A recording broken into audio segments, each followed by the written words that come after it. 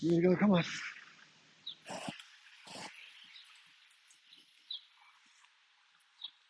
Come on, doggy.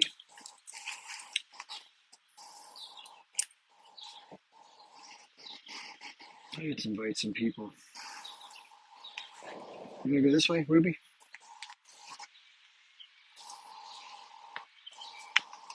Hey, good afternoon. I'm just doing some invites. Don't mind me. See if anybody wants to show up and join us. Hey, good afternoon. A little rainy where I am. Sorry about it. It could interrupt the live a little bit if it gets crazy. I can't carry an umbrella, hold my phone, and hold the dog at the same time. Wow. I don't know if anybody saw the live that I was on. I don't know why I put myself through this crap, but I actually find it kind of entertaining. Minus the personal attacks, but it's frustrating sometimes to stay quiet and listen to people. Usually I'm a lot quieter. Today I actually tried to speak up sometimes. Gosh, I tell you what, I do have to say though, in fairness, I was given a chance to speak, unlike usual. Usually I get shut down, I get muted, or I get talked over to a point. But that did start to happen towards the end. Started to get the lecture. People start to lecture you, and I'm going to tell you how it is, or whatever that kind of stuff is. That's when I had to go. No fun. Yeah. How did I do? I don't know. I don't usually gauge it. I try to have a decent conversation, and I was being challenged on a lot of things, like the numbers in Gaza. They say there's a report out by a group that says that the numbers are all way off. Again, I don't know if that report's accurate or not. I don't know who authored it. I got to look into it. But if anybody knows more about it, I just Hi, listen. Chip. Hey, what's up? Just a second, Eclectic. Give me a sec. I usually do my monologue intro here, but you're welcome to stay up and if you can bear with me. So they were challenging me on this stuff. I don't know. Listen, they were trying to say that I'm biased and I don't consider any Israeli point of view. That's not totally true. If somebody on the outside can corroborate it, then I'm always in. I'm always in. I just want to get to the facts, and it's hard sometimes when it comes to Israeli sources, and it's unfair to say they're always wrong. I don't know if they're always wrong, but they do have a lot of motivation to present things in a way that's slanted. Let's put it that way, and they have a long history of doing it. So that's what it makes it hard for me to say, okay, I'll just take it on its face value. But like I said, it could be accurate. Now we were also talking about Zaka. If you don't know what Zaka is the group in Israel that responds to calamities. Let's put it that way. And they deal with the aftermath. They were the ones who dealt with the aftermath of what happened on 10/7. And if you don't know what happened on 10, as far as 10/7 goes, there were allegations made by one of the higher ranking members of Zaka that 10 or 15 infants or toddlers were lined up, one of those twist ties, those little handcuffs they put on people with the twist ties, and they were twist tied together and they were set on fire. No evidence of that. We don't heard about the 40 babies, no evidence of that, of course. Then there was an allegation made that a pregnant mother was in one of these kibbutzim, and she had her abdomen opened up with a knife, which is horrible, and that the baby was unalived as well as the mom was, blank in the back of the head. No evidence for that. The guy was in an interview with a British interviewer, maybe he was from Al Jazeera, I don't know what it was. And the guy said he had direct evidence of the claim about the mother. And I was like, okay, well, of course, let's take a look. As horrible as it is, I don't want to see it, but let's verify it. So the guy brought his phone over, had to go fetch his phone, and he's scrolling through a couple of photos that he took that day, and it's a picture of a floor with what looks to be some human blood on the floor, like a blood stain. And he says, "Here's where it happened, right here." And the guy says, "Well, excuse me, I don't mean to be insensitive, but this doesn't show a mother. It doesn't show a baby. Where's the picture of that?" He's like, "Well, we didn't think to take pictures of it at the time. We were just too busy with other." And the other thing I keep hearing, and again, this came up on Danielle's live. There's supposed to be a religious element to this, where in Jewish culture they don't want to disrespect the people that have been deceased, which is understandable. I mean, I think that's a respectable tradition. But when it comes to having evidence to substantiate some of these claims, when somebody says, well, we couldn't share pictures of this or because the family doesn't want them shared, or we can't share it because our practice is to not take pictures or whatever the case may be, you kind of scratch your head. You're like, really? I mean, To not. atrocities at this level? Are you serious that you're going to hide this or you can't talk about this? Give me a second, everybody. Welcome to the panel. I usually do a little intro and then we'll get to guests. Thanks for being patient. So again, in fairness, as I've said over and over again, it's not fair to outright deny any claim that anybody makes because who knows? I mean, I don't know for sure things didn't happen. But when somebody says things that make it hard to corroborate them in terms of how information gets managed and presented, and again, somebody like me who's a nobody, why the hell would I deserve to see something? I'm a nobody. But they do refer to people who are somebodies, these select group of journalists who got to see this compilation that the IDF put together of the atrocities from that day. And let's be clear, okay? I have seen a lot of that video. I didn't get the actual 47 minutes, but I got a lot of pieces of it, either from Telegram sites. It's bad. I think what H Group or the civilians did who burst out of Gaza, what they did to civilians was horrific, both at the festival as well as in the different, communities. I'm totally opposed to any civilians ever being harmed under any circumstances. I don't care what it is. That to me is off limits, and it's a war crime. And those who did those things, in my opinion, should be found out, should be accused, taken into custody and tried and dealt with accordingly. And that goes for anybody who purposely or indifferently harms civilians and does that in a way that's, they know it's going to result in deaths of people. Whether you do it with a bomb, whether you do it with a gun, whatever you do it with, it doesn't matter the means.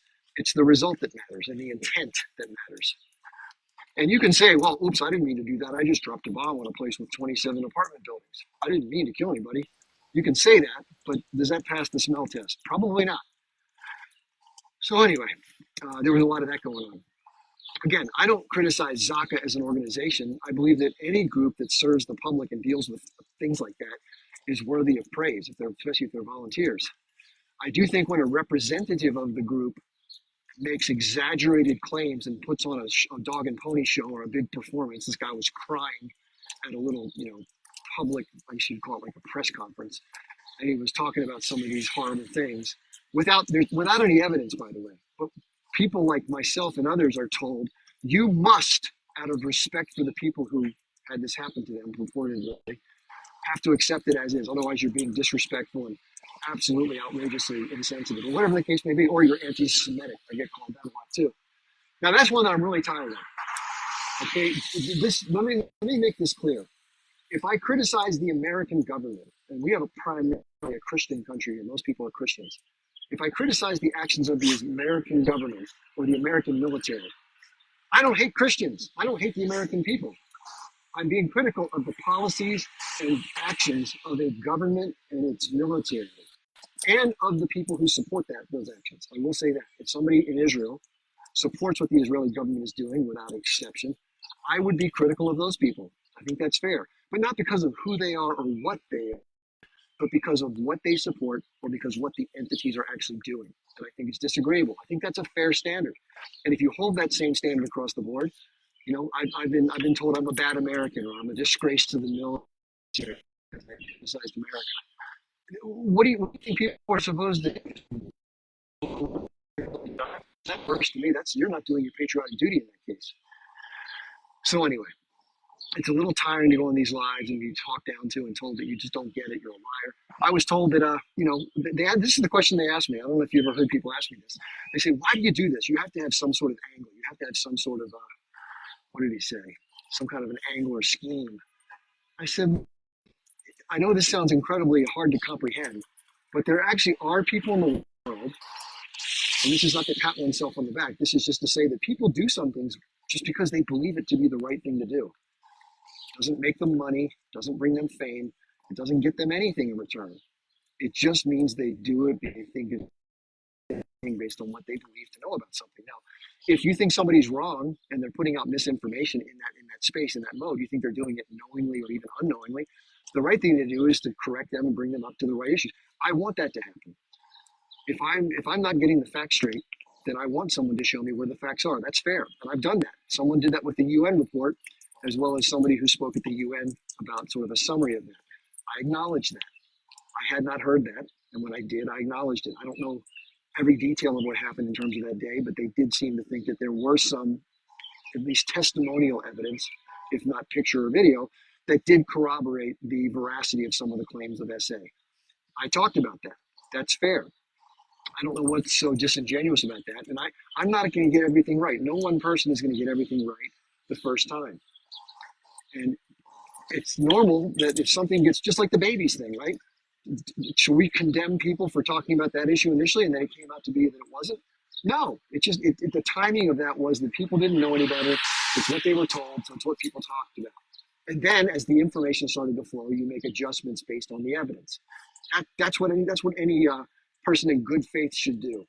Yet they question your motives, they question your integrity, just because you happen to disagree. Now, I believe that most people who support Israel, especially those who are very much their identity and they're very tied to the existence of the state of Israel, they combine, they conflate their very survival as a group of people with the existence of the state of Israel. So therefore, any criticism of the actions of the government or of the state itself is a threat to that very survival and that safety. I understand that point of view, that way of thinking. I might even think that way.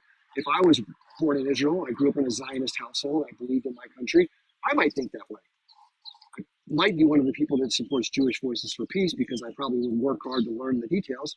And I brought that up. I said, there are many Jewish people who grow up in a very traditional Zionist environment where they're taught to love Israel and that Palestinians are the bad guys and blah blah blah. Everyone's out to get the Jewish people. All that rhetoric, and then they learn through life experience that not all that stuff is true, and then they shift their behavior and their beliefs accordingly. I believe that most people who advocate for Israel don't know any different. They claim that people like me don't get it, and I think it's actually the fingers are pointing back at them when they say things like that. I believe that they are not intentionally mean-spirited. I don't think most people are intentionally mean-spirited.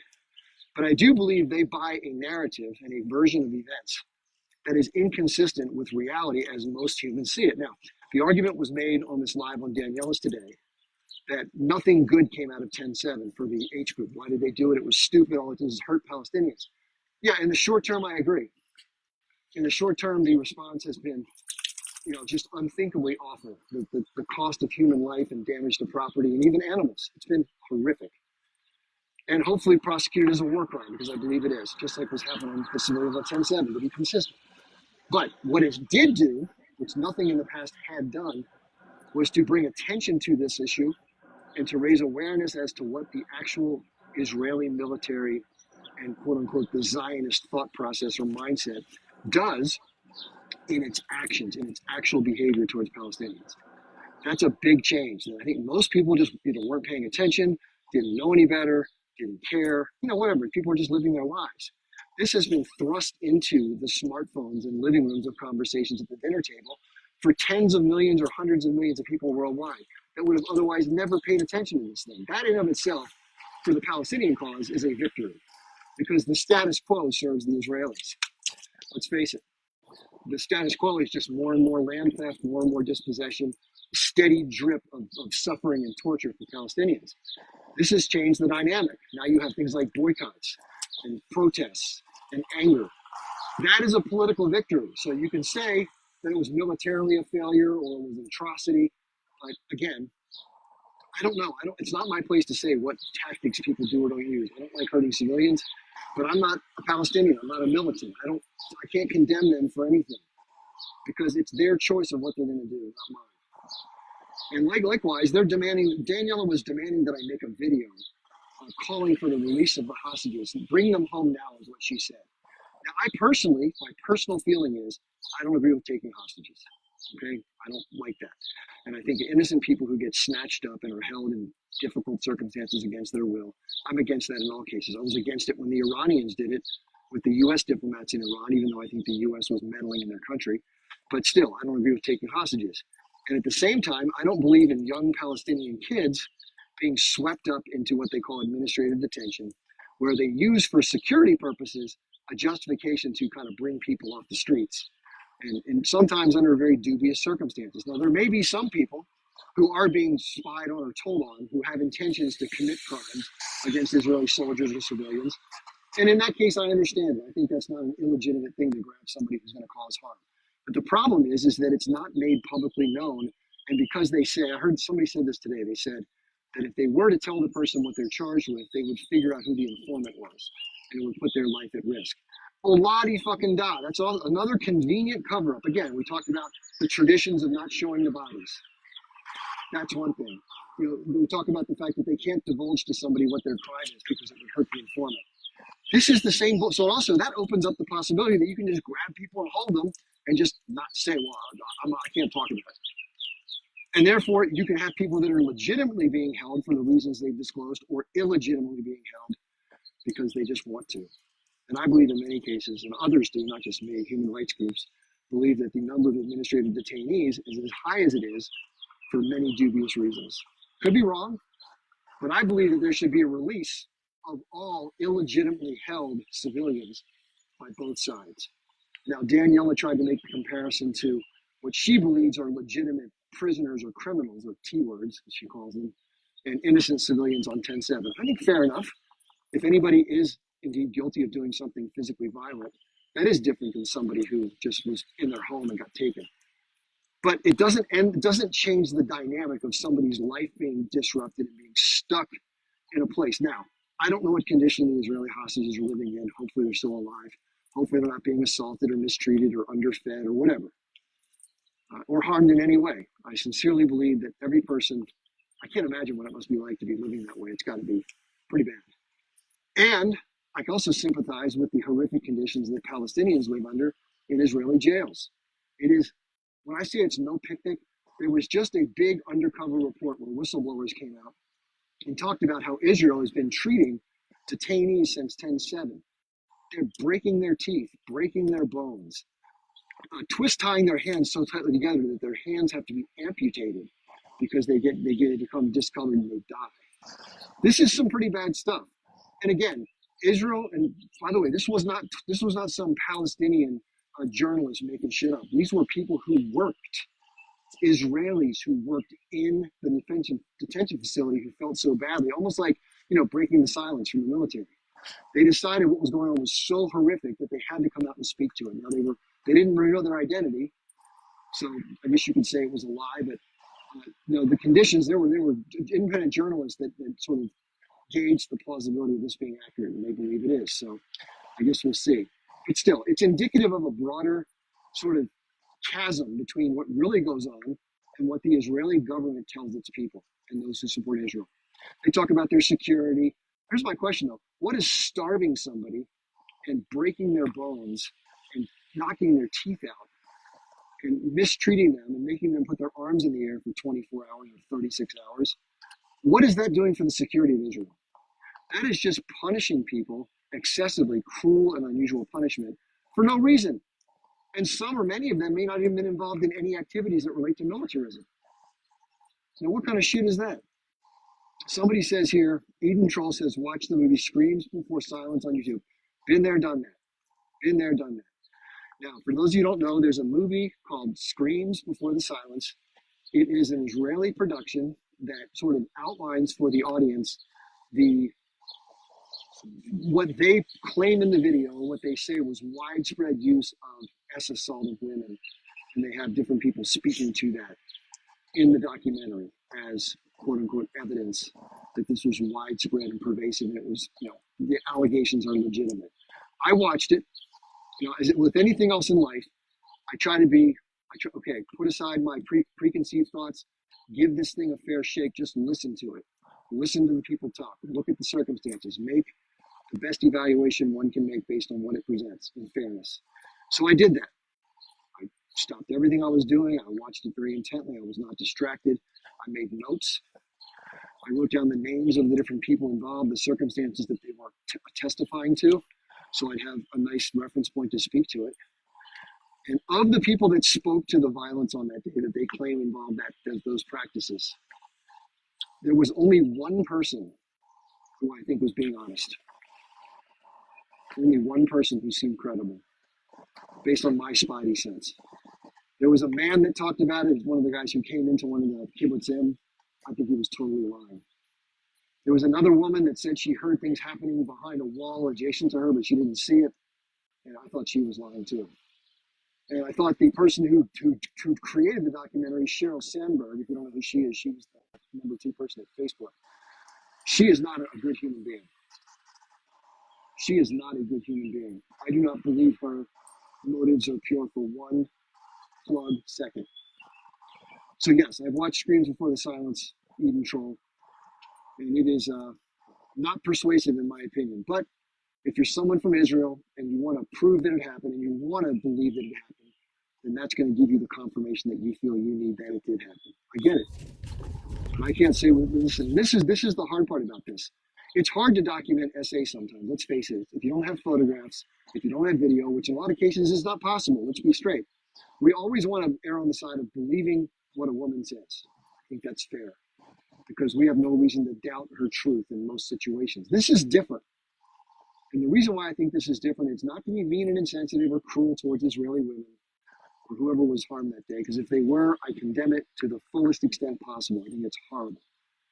However, a lot of people have, there've been a lot of suppositions, not by myself, but of many others that I've read that said that the Israeli response, the fact that it's been so disproportionate and so brutal and so destructive, needed some sort of additional public outrage over and above what actually occurred on 10/7.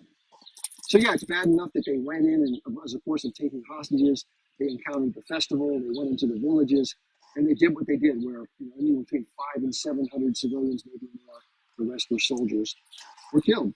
Horrible, right? Those things in and of themselves are bad enough. But here's the kicker: Can I when you add respond in there, Chip? when you Can add I in respond, babies, please? when you add in young children, when you add in, just wait a second, I'll get you. When you add in babies, you add in young children, you add in ovens, you add in graping, pregnant women having things cut out, mutilations, widespread use of SA. Those are inflammatory allegations that further anger the public. If you listen to public people speak now, they will go down the litany of accusations that have not even been corroborated. They'll just repeat them because they've been oft said. And a lot of people who support Israel, like Dennis Prager, Ben Shapiro, they'll just go right on down the line and say, this happened, and this happened, and this happened. How can you support a group that did this and this and this?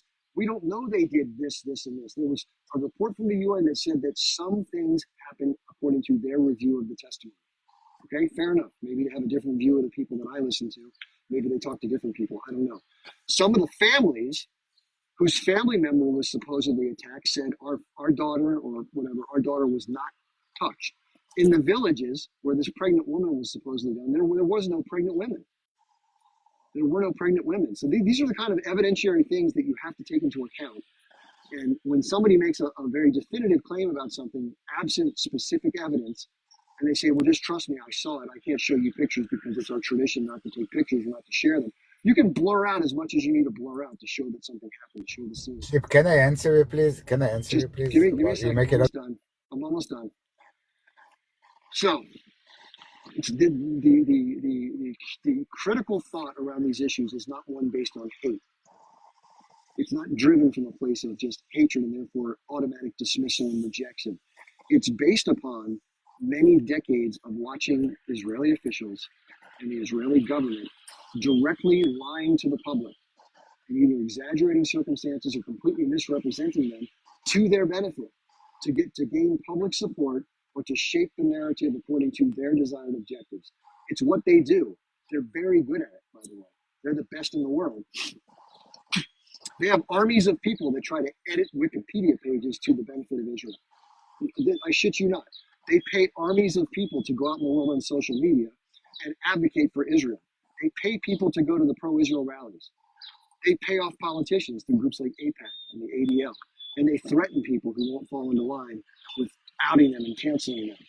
They threatened Elon Musk, for Christ's sakes, one of the richest guys in the world, because he was not, quote unquote, policing Twitter more as far as anti-Semitism as they saw it. These are the bullying and financial tactics, these carrots and sticks that the Israelis have used for decades to influence public policy and the debate, the conversation, and the narrative that gets shaped around these issues to their benefit. They're very good at it, and their one miscalculation, in my view, on this latest chapter of this ongoing saga, they assumed, the old guard, Netanyahu and company, that it was going to go the same old way. They could do whatever the hell they wanted to, and regardless of their choices, they'd be able to smooth it over or control the public or somehow shape the narrative because they've been doing that. And this time they haven't been able to. Hence the desire to cancel apps like this, because people are seeing and learning and hearing things that they otherwise wouldn't see and hear. Not just from people like me, but from many others who are actually gathering evidence and presenting it to the public. And that's a hard thing for Israelis to take. And anybody who sees that if you're pro-Israel, but you see a child or a bunch of kids squashed or unalived, that's gonna make you, just like Israel tried to do on 10/7. They were trying to inflame the public by making these claims. Well, when people see it with their own eyes, they see 17 family members eradicated, and there's one little kid sitting outside the building with no family left, and he's got to have a leg amputated with no anesthesia. That bothers people, and I think it should bother people. And that's been the one big miscalculation in my view that's changed the dynamics of all of this more than anything. Okay, I've said a lot. Avi wants to come up and say some things. Let's be polite to Avi. Probably going to disagree with him if you're pro-Palestinian, but that's okay. I like to give people the floor, not cut them off, and give them a chance to share their views. Avi, I do ask that once we have about a minute or two, that we let some other people come in, okay? But welcome to the panel. What would you like to share? Hi, minute or two for all this stuff you're just saying. That's a really problem. Real, I don't know Well, because we got to be. You you can said say, seven well, we things. got to share them. We got to share the mic. That's all. So go ahead. What do you want to say? Okay, let's start from the end. You're just saying, there are so many people get paid to from the Israeli government for the social media. That's so opposite. Israeli don't have an even information office. Everybody do it voluntarily. Even the major speakman of the Israeli Do you of the do stand up Israelis, comedy? Avi, do you stand Yosef up comedy? Haddad. Let me Stand up just finish. comedy. This is good stand up. Keep Sorry, going. This is good. This is good stand up I know. comedy. Keep going. So I'm let me enjoying this. finish. Let me finish. Let me finish. There is all the Ministry of Information in Israel. It's about 25 people, and they're doing a bad job. And there is like all the Israelis who like Daniela, like Yosef Haddad. All of these are volunteers because one of four people in the world is Muslim. So there is just uh, about 2 million people Israeli also that speak a little bit of English. Yeah, most of the Israeli don't speak English. So saying there are millions of people who are in the social media, that's totally nonsense. It's amazing. Like I see all the in TikTok what's going on, or the or the poor age group, poor Palestinians groups. Everybody talking against Israel, like poor Palestine is the most common issue in the, and you just say Israel control the media. That's a laughing. Everybody know it's a nonsense. Sorry to tell you, Chip. You just have to talk, to see in TikTok, to see in Facebook, to see all the social media, and you're gonna laugh on yourself about you saying that Israel control the social media. Okay, let me answer that real quick. We'll go back and forth. Let me answer it real quick. So up until this conflict, I agree with you. This is what's changed. This is my point. The normal narrative control that Israel has had done such a great job with for such a long time has been shattered by the existence of these social medias. They're actually going out of their way to influence U.S. Congress people to ban TikTok and to otherwise censor things like Twitter and things like Facebook and Instagram because Mark Zuckerberg is a compliant member. Sheryl Sandberg comes from Facebook. So these are all people that are very pro-Israel. TikTok has a foreign ownership structure. They're ambivalent. They're probably sympathetic to Palestinians because they have hearts, but they're ambivalent as far as how they comb through the media. Even so, there are efforts on things like TikTok and pressure from the ADL to limit the reach of certain things, and that has been happening. I know from personal experience. Go ahead, Avi. That's totally untrue what you're saying just now, because your main issue all the time is to blame Israel and the Zionists or whatever, the Jewish controlling the world. So what's happening with TikTok is a lot about the controlling of China of TikTok, and the Americans don't like it. Nothing to do with the Zionists, nothing to do with the war. What you're saying now, it's absolutely nonsense. It's just because you usually try to blame the Jews and the Zionists and the controlling the world, because I hear you many times. And this is the issue. The thing about closing TikTok in America, nothing to do with Israel, with the Zionists, with nothing. It's a lot before. So this issue. I don't want to, because everybody know it's nothing about it. I don't want to. Second of all, you're just saying before that what's happened in the seven, it's horrible, and the people have to be judged about about the atrocity that the Jew done, and then you start to compare the Israeli people in jail to the hostages. That's totally nonsense, and I give you the proof. Many proof, but you say there are children detainees. There aren't any children detainees without trial. It's nothing. The detainees without trial is about a few people older, not young. So let's make agreement.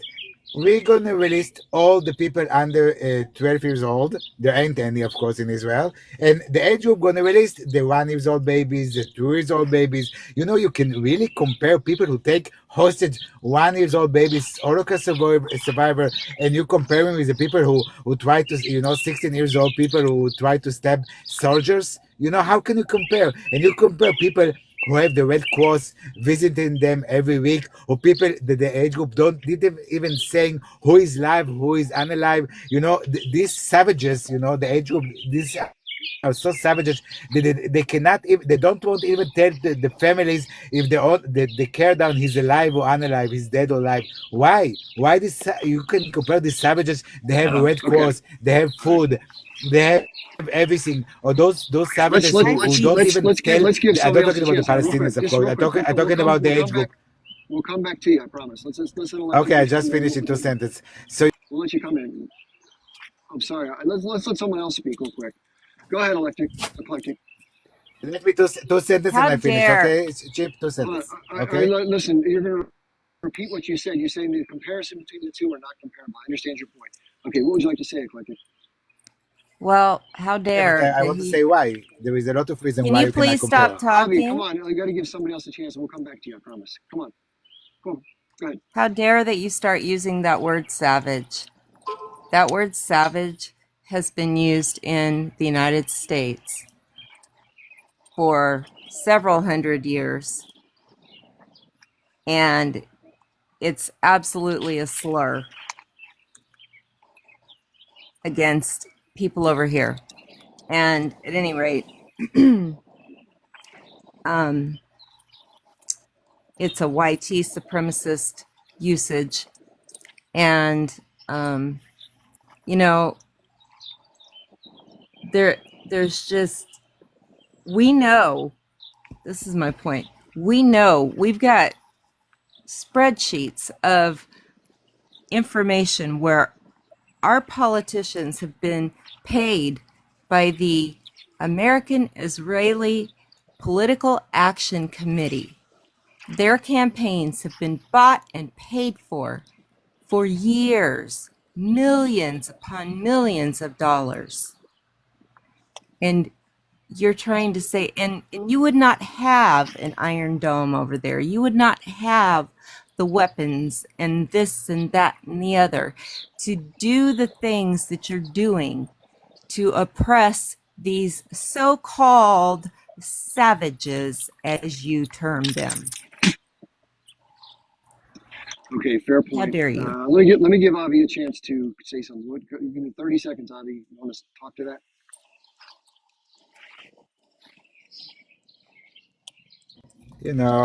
I have, what she's saying.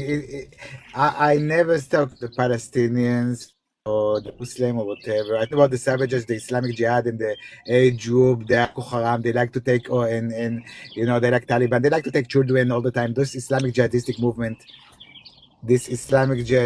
movement, they like to take, children as a hostages. It's not just the age group, because I don't call them a Palestinian movement. It's a jihadistic movement about, How many young people it's did they nothing take? about How many young Palestine or people, Avi? Palestine state. How many, real quick. So you say they like to take little children hostage. How many young people, percentage wise, out of the total hostages were young kids? I don't know the answer. That's why I'm asking you. Oops, sorry. Go ahead. They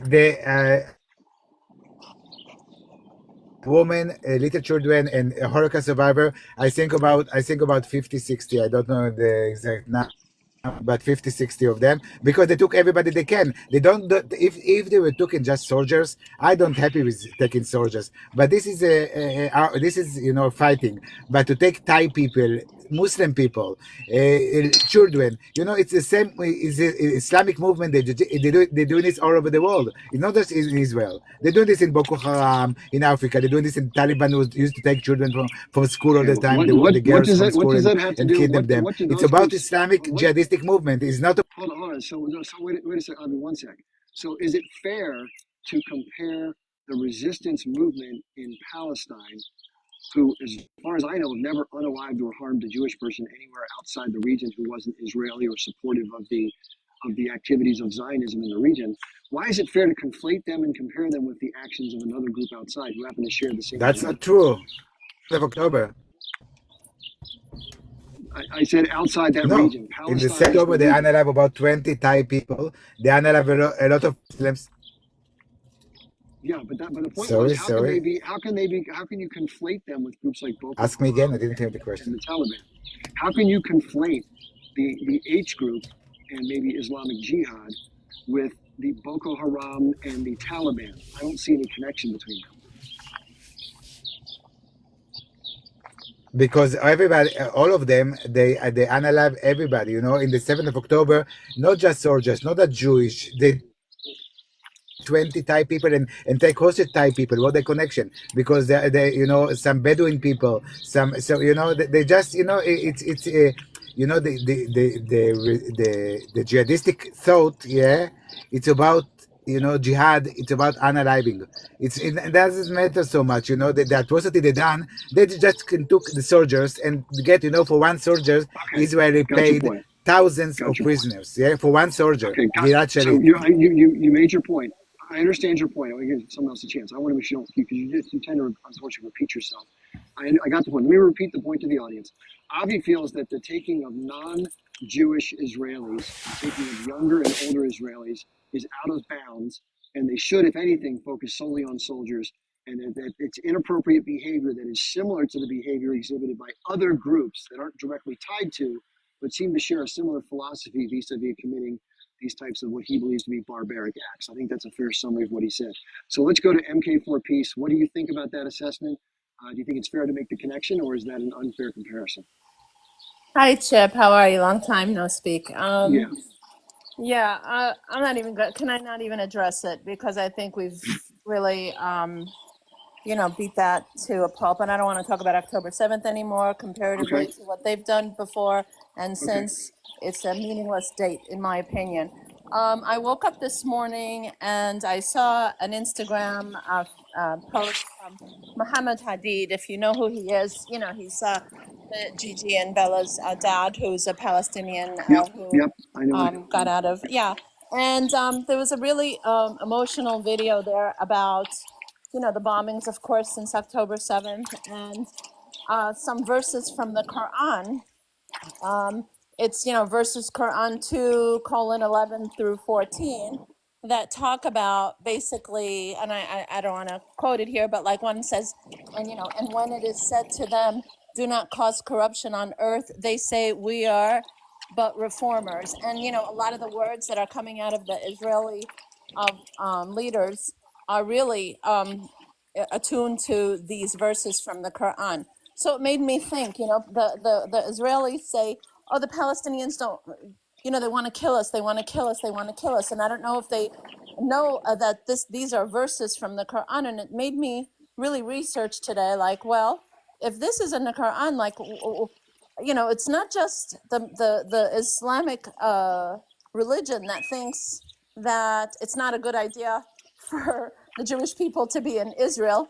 Also, I mean, if you've watched, the evangelicals praying for Armageddon, episodes 1 and 2, those videos really flipped my mind about how the evangelicals think about Israelis and why they're so proponent to having all the Jews in Israel. And that to me is the most anti-Semitic thing that can happen.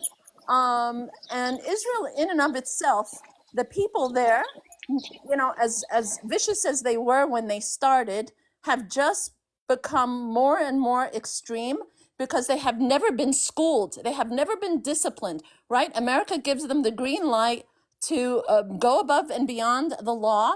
And, when they kill and kill and kill and kill and kill, I'm sorry, those are bad words for unalive. I don't want to kill your live here, but when they are such brutal, apathetic, psychopathic murderers, they see this as, of course they call them beasts and non-human and whatever, because they do not value their lives. I mean, the more videos you see, the more you learn, the more, I'm sorry, I can't stand that country. I can't see it ever surviving. I started that day on October 7th really being mad at what happened.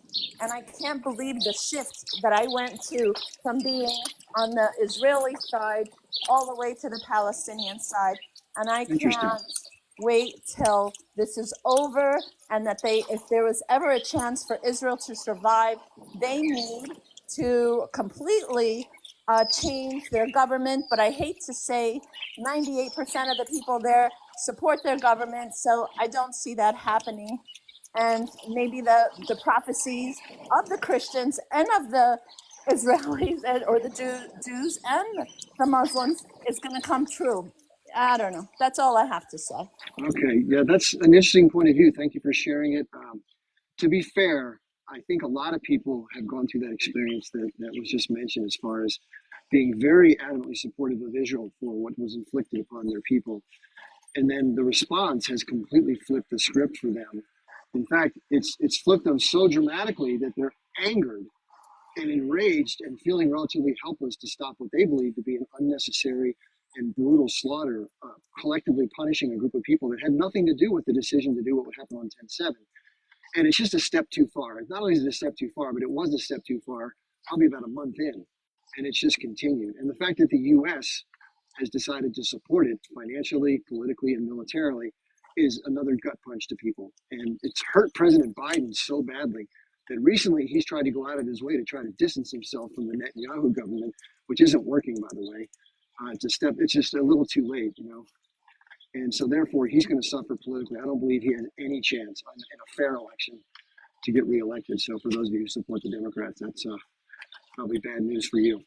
And the other thing I want to mention before I pass the mic over to the next person is that Avi made a claim that a certain large percentage of the hostages that were taken on 10/7 were young kids and older people.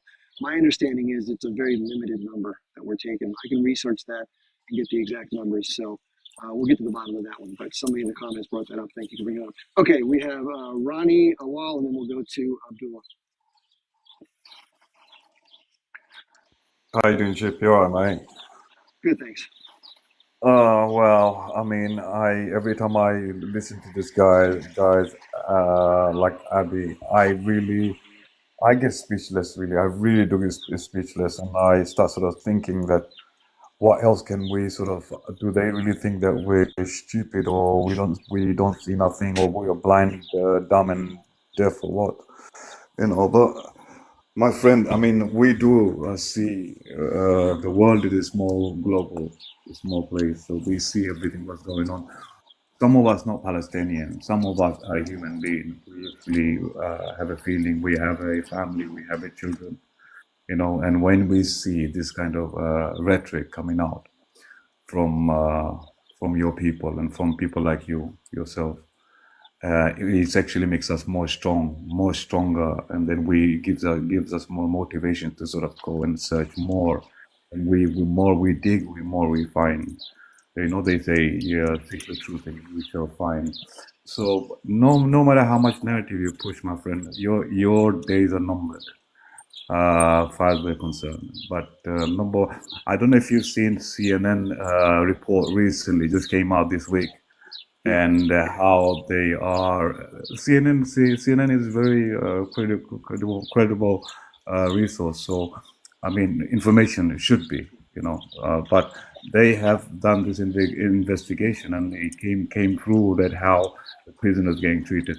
But you keep on coming up with different. The Israelis always coming up different narrative to push their agenda to divert us. Once they will say Muslim, this, that, and then they bring everyone together. My friend, let me say another thing. Everybody is very, very aware of it, what the world leaders are saying.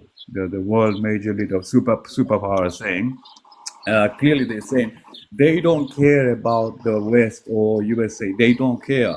They said even the USA goes down the drain, they will still defend you guys because they're Jews.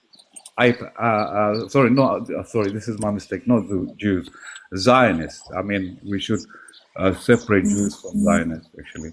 So because you keep on using Jews, that's what I said that. So we don't really believe you're Jews. We believe that you guys are Zionists. This is we are very clear on that. That stand is very, very clear in our heart and mind and in our thought. So we do not consider you Jews. We purely consider you as Zionists, simple, and we do not divert from this thought. So I hope you get that clear in your mind, that we do not look at you as a Jews, we look at you as a Zionist. So you're in a different side than Jews for us. Okay, let me do And this because Avi, you may have mentioned, Avi, before I pass it over to you to respond to that briefly. I do want to say that this is a very common thing that people hear. A lot of people on the pro-Israeli side say, well, hey, most people who are Jewish who live in Israel are consider themselves to be Zionists. So by saying the word Zionist, you really mean all Jewish people. I believe from the Palestinian side and the pro-Palestinian side, what they're trying to differentiate is the over-the-top behavior that sort of looks at itself as superior. It doesn't matter who gets harmed in the process to get what they want. This attitude of indifference to the suffering of others towards their own personal goals, that general attitude and that belief system is that pervades certain people, and many unfortunately throughout Israeli society and throughout the world who supports Israel, that is the thing that is problematic. Not the fact that someone is ethnically Jewish or has a practice of Judaism. That's what they want to get rid of. What do you think about that, Avi? Is that a joke, or am I onto something?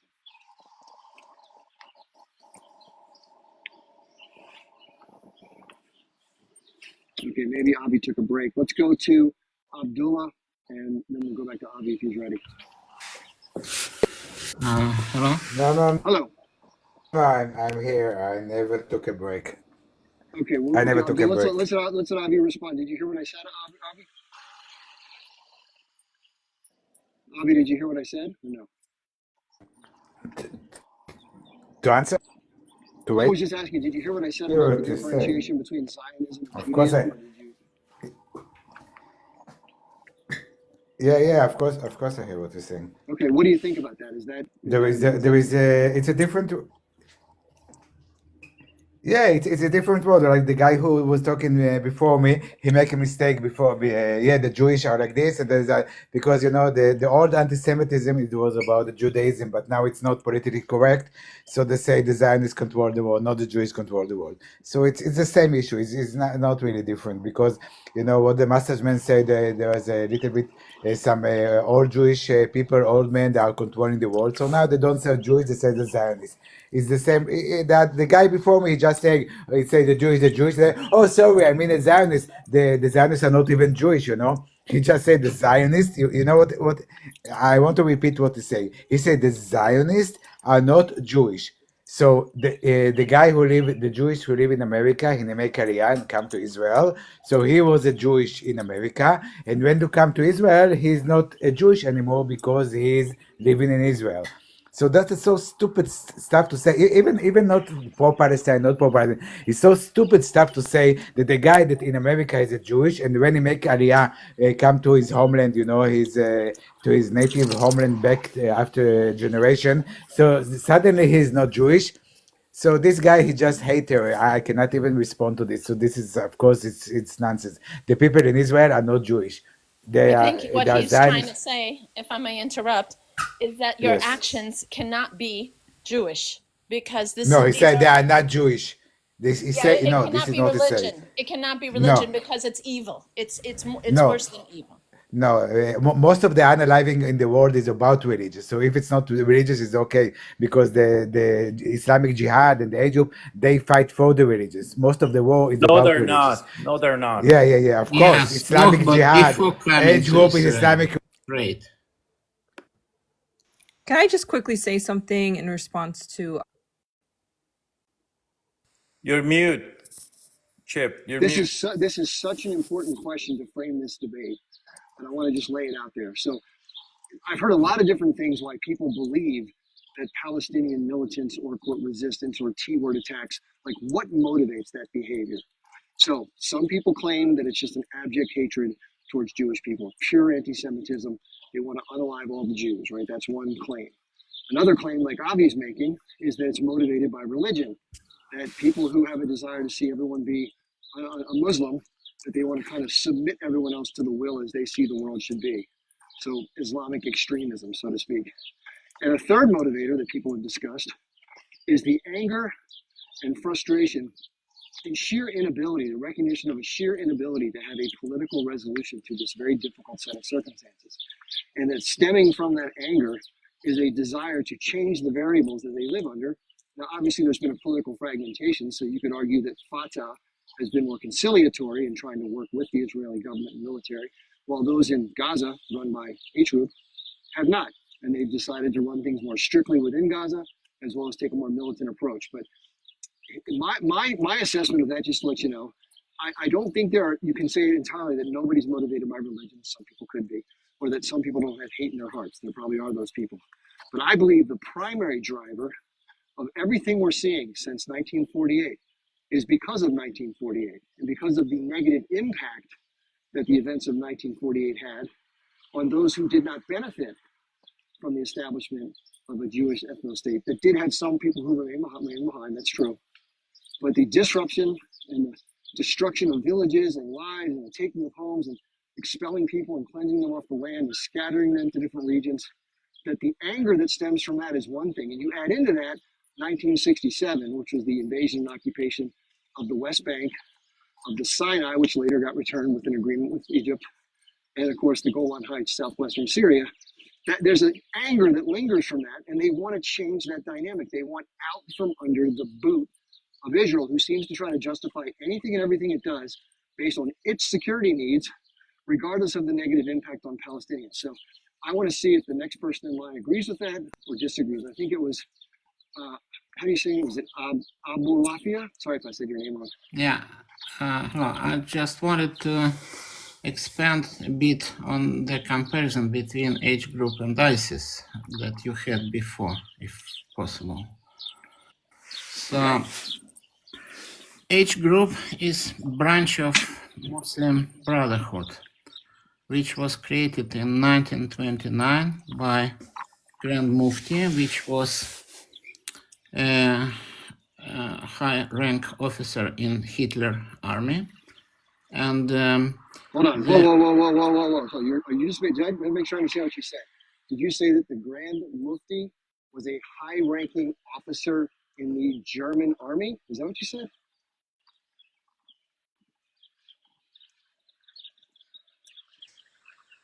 Chip, this is bunch of baloney. I swear to All God. right, so I just want to listen. I just want to make sure that somebody's wanting to make a statement like that, that they have something to back that up. That seems to be a wildly absurd allegation. Where did you get that, Abdulafi? I have no idea what you're talking about. That's not my understanding of history. The Grand Mufti visited Germany to meet with the Chancellor, at that time was Adolf H. Group, and he and the Mufti discussed a number of political issues, among which was what was happening in Palestine. He was not aligned with or a part of the Third Reich or any of their activities vis-a-vis the can I population of Germany. continue, please?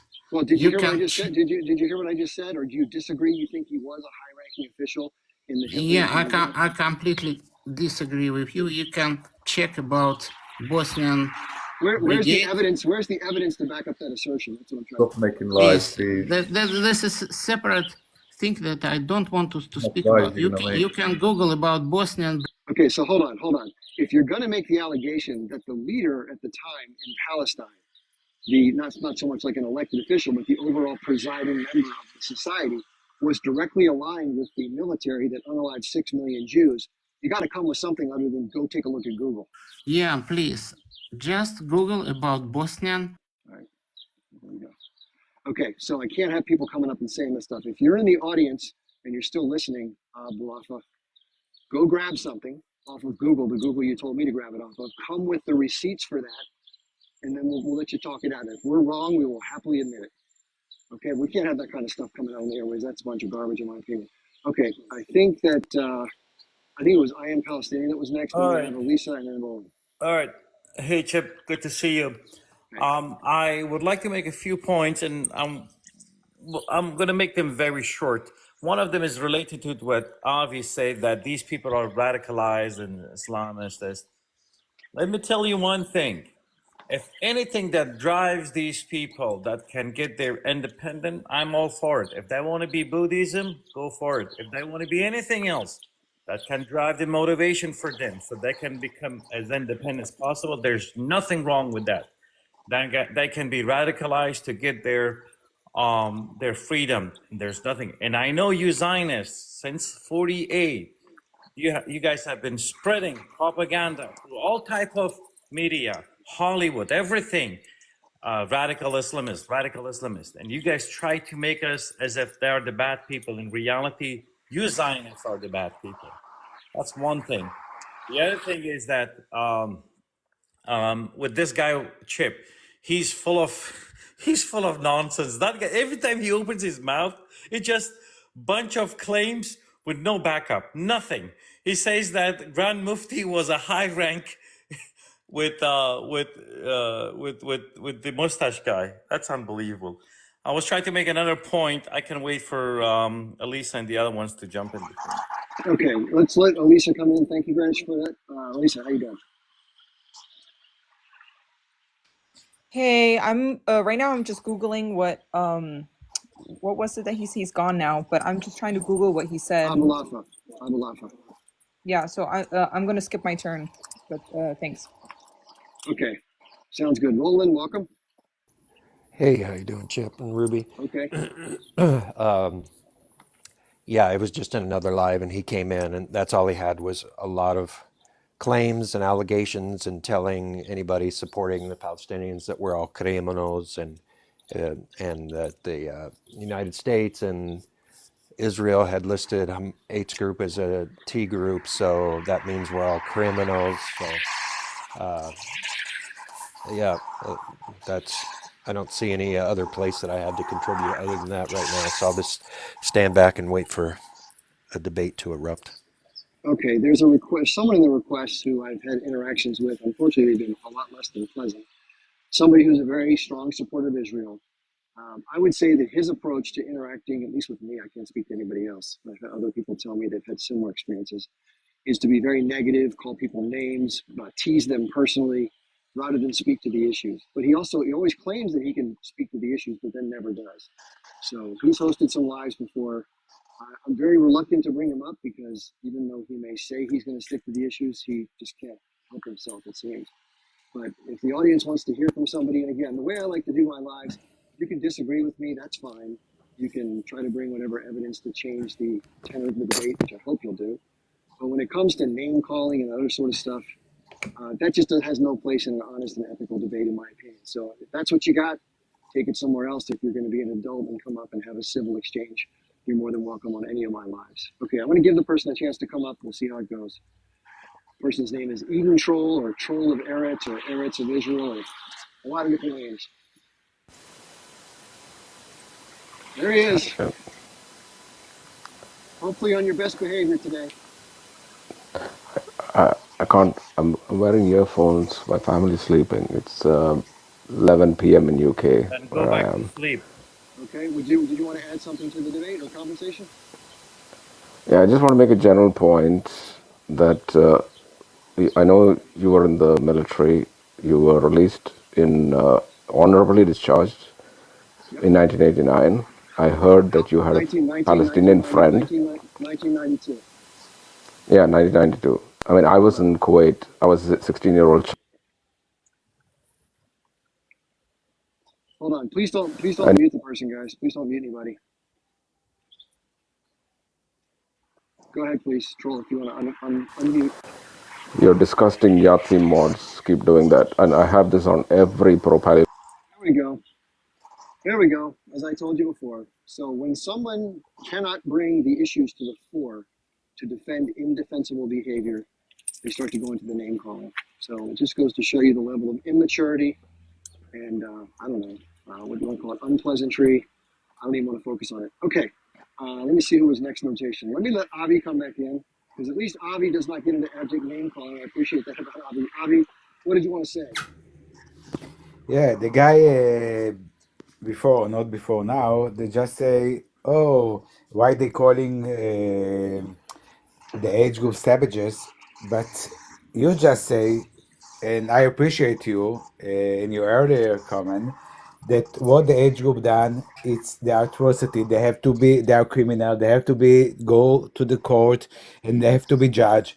And you and I agree. So Yeah, this, they are, you and I, Chip, are probably agree that the age group are savages. What they done in the 7th of October, it's not even in the military, a resistant war. It's not even close to what people, not human being can do. About do you think that every and member you of and the, you this is a fair question. and you and you were just and Real quick. So when you say the H group are savages, that's assigning a certain moniker to every member of the group. Here's my question: is every member of the Israeli offense forces, occupation forces, defense forces, are every one of them war criminals and savages? Yes or no? That's a good question. That's a very good question, because you're just saying about you can compare the age group and the IDF. So why you cannot even start to compare? Because in the IDF, if somebody, I give you example, a few years ago, there was a soldier that unalived a guy with a knife, yeah, and he was judged for 3 years in the prison. Give me one example of a age group member who get judged about kidnapping civilians or kidnapping babies. We have Supreme Court, we have High Court. Of course, Israeli soldiers can do some type bad thing, and about certain people can do murder, so unaliving a civilian by not by mistake. So we have system of court. The high court in Israel. What is this noise? The High Court in Israel is more powerful than the government. Benjamin Netanyahu can say whatever he wants, and the High Court can overrule him. So this is a big difference between a regular army of a democratic state, or any soldier can know if he do something wrong. Yeah, so he can go to the military court, and if the military court don't do nothing, the high court, the civilian high court, can tell the military court, you have to judge this soldier, because any civilian can go to the high court and tell what the military court is not okay. So this is a system of justice. You cannot even start to compare those savages who just get reward about unaliving civilians and take a 1 years old babies as a hostages. Stop How can you do using it? that How you can term. do it? Hold No, on a second. savages, the age group, not the Palestinians, of course. Okay, so let's do this. Let's be fair. The reason I made the comparison was not so much because of what you mentioned, Avi. It was because, in terms of one versus the all. So let's take your version of reality that if the members of the Israeli occupation or defense forces or military carry out an act that is, let's say, inappropriate, shooting a Palestinian child in the knee when they're not supposed to do anything wrong, unaliving somebody with a sniper rifle, running over somebody with a bulldozer, whatever they may do, that somehow there's this accountability system in place that holds everyone to the same standard. There's additional court measures taken. Avi, if you believe that, then I have some very, very expensive waterfront property in the Sahara Desert I would like to sell to you and your family. Would you be interested? I am not believing this. You know why? Because I have the numbers. If 24,000 Palestinians during the UN was unaliving, and half of them, or maybe half, maybe no half, is age group members. So it's about 1-to-1 civilians and age group members. In the Afghanistan war, yeah, there was 1-to-8. One a Taliban member was unalived by the US and by the armies, during and eight civilians. So this is the most human army in the world. So you can compare the numbers. Hold on. How many civilians? Hold on. So let's look at that comparison for a second. Let's look at Ari's argument, or Avi's argument, is that because the U.S. unalived more civilians versus the militants that they unalived, that therefore the way the Israelis have prosecuted this war is ethical because the numbers show a much smaller percentage or ratio. Yeah, because the Israeli army don't. Let's analyze that for a second. So, assuming that both armies behave morally, that would make sense.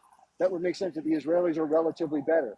Now, just because the United States is completely void of any sense of morality and uses drones to drop bombs on gaggles of people, not knowing all the time if any of them are indeed militants, killing tens of thousands of civilians while going after militants, just because Israel hasn't killed as many as the barbaric American military has done, doesn't make them any less immoral. But it's not just American. Any war, the Israeli is the lowest. I heard the general, very high rank general, and he compare all the wars in Where the do you world. get Avi, that you're The assuming. You're Israeli, information? Can I assuming. You're, jump hold in? on. you know, No, you're wrong second, there. Hold on. One of the things you're assuming numerically, Avi, is that half of the casualties are H group members, and therefore the ratio is 1 to 1 or 2 to 1 or whatever you're saying it is. I don't believe that for a second. I believe the vast majority of the deaths inside of Gaza are not militants, but they are this is the women, UN children, and says. innocent men. No, no, No, that's the not what the This UN is UN. doesn't the say That's not that. what. That's not No. what the UN says. May I say something when you all are done? Real quick, just to let everybody know, there's an article by OCHA, OCHA. I don't know what it stands for. That just came out on May the 14th, which claims that some of the numbers may be in question. It doesn't definitively have proof, and there are a lot of groups in Israel that have jumped on this, saying, "Well, there you go. See, they're lying to us. All the numbers are fake. Half the people," which is just what Avi just said. These are not. Sorry, This there is is not a a. UN This is not a. official. This is not a definitive report. Now, wait, Avi. Let There somebody is, else jump in because somebody else wants to have a chance to speak. Who wanted to say something? I I forgot just who they quickly asked. want to say something, just real quick Yeah. to what Avi wants to say, and then I think I Am Palestinian was next. I know he also wants to say something. But Avi, what you're saying really doesn't make sense because if it was 1 to 1 ratio, which I see a media platform from Israel has stated, because those words come from Netanyahu. He said. He said two. He said 2 to 1. Just to be clear. Oh, he did. I thought he said 1 to 1. He Okay. said 2 to 1. So 13,000 civilians and 13,000. No, I think he said 1 to 1. I think what did he? Yeah, he No, did he say one said to one. 1 to 1 because My fault. Yeah, I'm my pretty fault. sure he said 1 to 1 because I just was looking at a headline from Yeah, he did say that. Yeah, my Tel fault. My Aviv. bad. Yeah. So I just want to say, like, logically, that doesn't really make sense because there are other news sources that say that Hamas, or sorry, the H group is only 20,000 to 30,000 people. So how does that make sense that it's 1 to 1 if there's way more people living in Gaza? Like, logically, it just doesn't make sense. Okay, thank you. Okay, who said I am Palestinian? Do you want to jump in? Yeah, I want to debunk some of his stuff that's he's saying. First of all, you keep saying that the atrocity the age group committed, the atrocity that you guys have been committed. You look at the children under the rebels, and you see children from the same family. It's unbelievable. Maybe you guys don't watch news, but we watch it every day. What you guys have done, it's beyond even comparison. That's one thing. The other thing is that currently Israelis are stopping food and everything else. That's also according to some sort of what do you call it, international community. That's against humanity. So that's another thing you guys have been doing. The other thing, you keep saying war, war, war. If it's war, then it's also war the other way around. So if Israelis are going against each group and they call it war, then that's fine. Then Palestinians and each group, they all can go against you guys too. Then it has to be it has to be two-way street. It's that's how. If you guys are holding Palestinians towards this international standard, then Israel needs to be, they need to be held accountable for their action as well. Go ahead, Chip. Thank you for that. I think Viv is I back is asked next, and we'll come I back to you. asked to speak. Let me know. Viv hasn't had a chance to speak yet. We'll come to you next. Okay. Hi, Viv. Hi, Chip. Hi, everyone. Just want to say again, we appreciate you, Chip, for being honest as always and giving a free platform and being fair as always. There was just one thing that I just wanted to debunk what Avi said, that the age group has a lot of kids that are hostage. That's incorrect. There are only 2 kids that are hostages. One is 4 months old and one is 10 years. So I just wanted to correct him on that. The other thing that Avi said, that he sees these people as that's a savages. lie. That's a lie. No, it's You have not a to check lie. it. It's not a lie. It's not a lie. If you want, I can give you the names. I'm not here to argue No, with you. I am telling you, it is a 10-year-old and a 4-month. If you want, I can give you the names. there is So now. Okay, as that's a lie. Avi, you had your time to talk. Let me finish. Now, we have to understand one thing.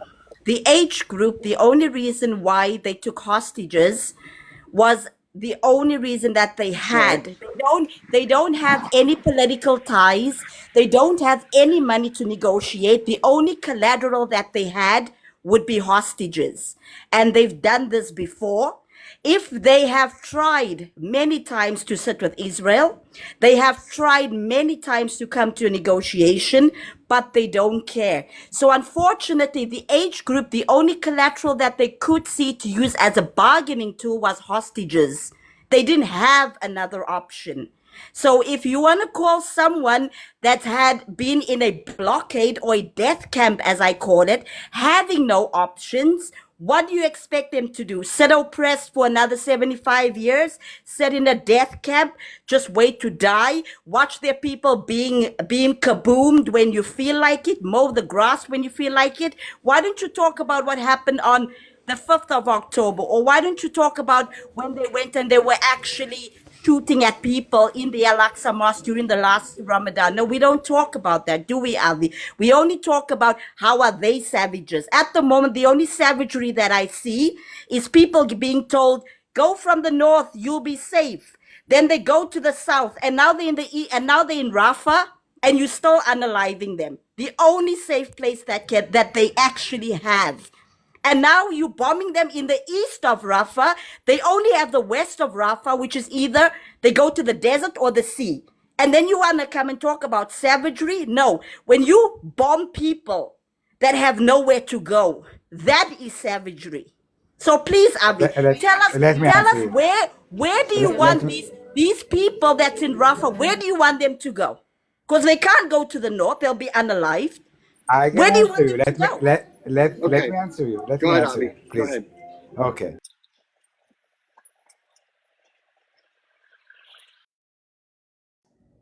Is it my turn yet? Avi's going to respond, and then we'll let you go. Sorry for the wait. Avi, So, are you? okay, what is savages? Savages is about when the age group took control of Gaza from the Palestinian Authority. What they do, they took all the policemen, traffic policemen and everybody who belonged to the Palestinian Authority, not Jewish, not Israeli, and took them on the roof of the high building in Gaza and throw them and unalive them all. Traffic policemen, regular policemen, not army, not this is savages, their own people. You make it cool. Okay, you control Gaza. You Avi, in the 1860s in the United States, soldiers from different parts of our country fought and unalived each other, hundreds of thousands. This is a okay, normal but political. This is a no, normal no, political course no. event. So It's about hold on. You got to use the word fairly on both sides, Avi. If you're going to say that the H group was savages for politically persecuting the people they threw off the building and for the attacks on 10/7, you have to look at the behavior by the Israeli military under the same scrutiny. You can't I segment them never out. saw Israeli military doing that atrocity to take their own policemen or their own Hold on, don't mute him, please. Whoever muted him, please don't mute him. to take their own people, Palestinians police, traffic policemen, to take them to the high building of Gaza and throw them away. This is not savages.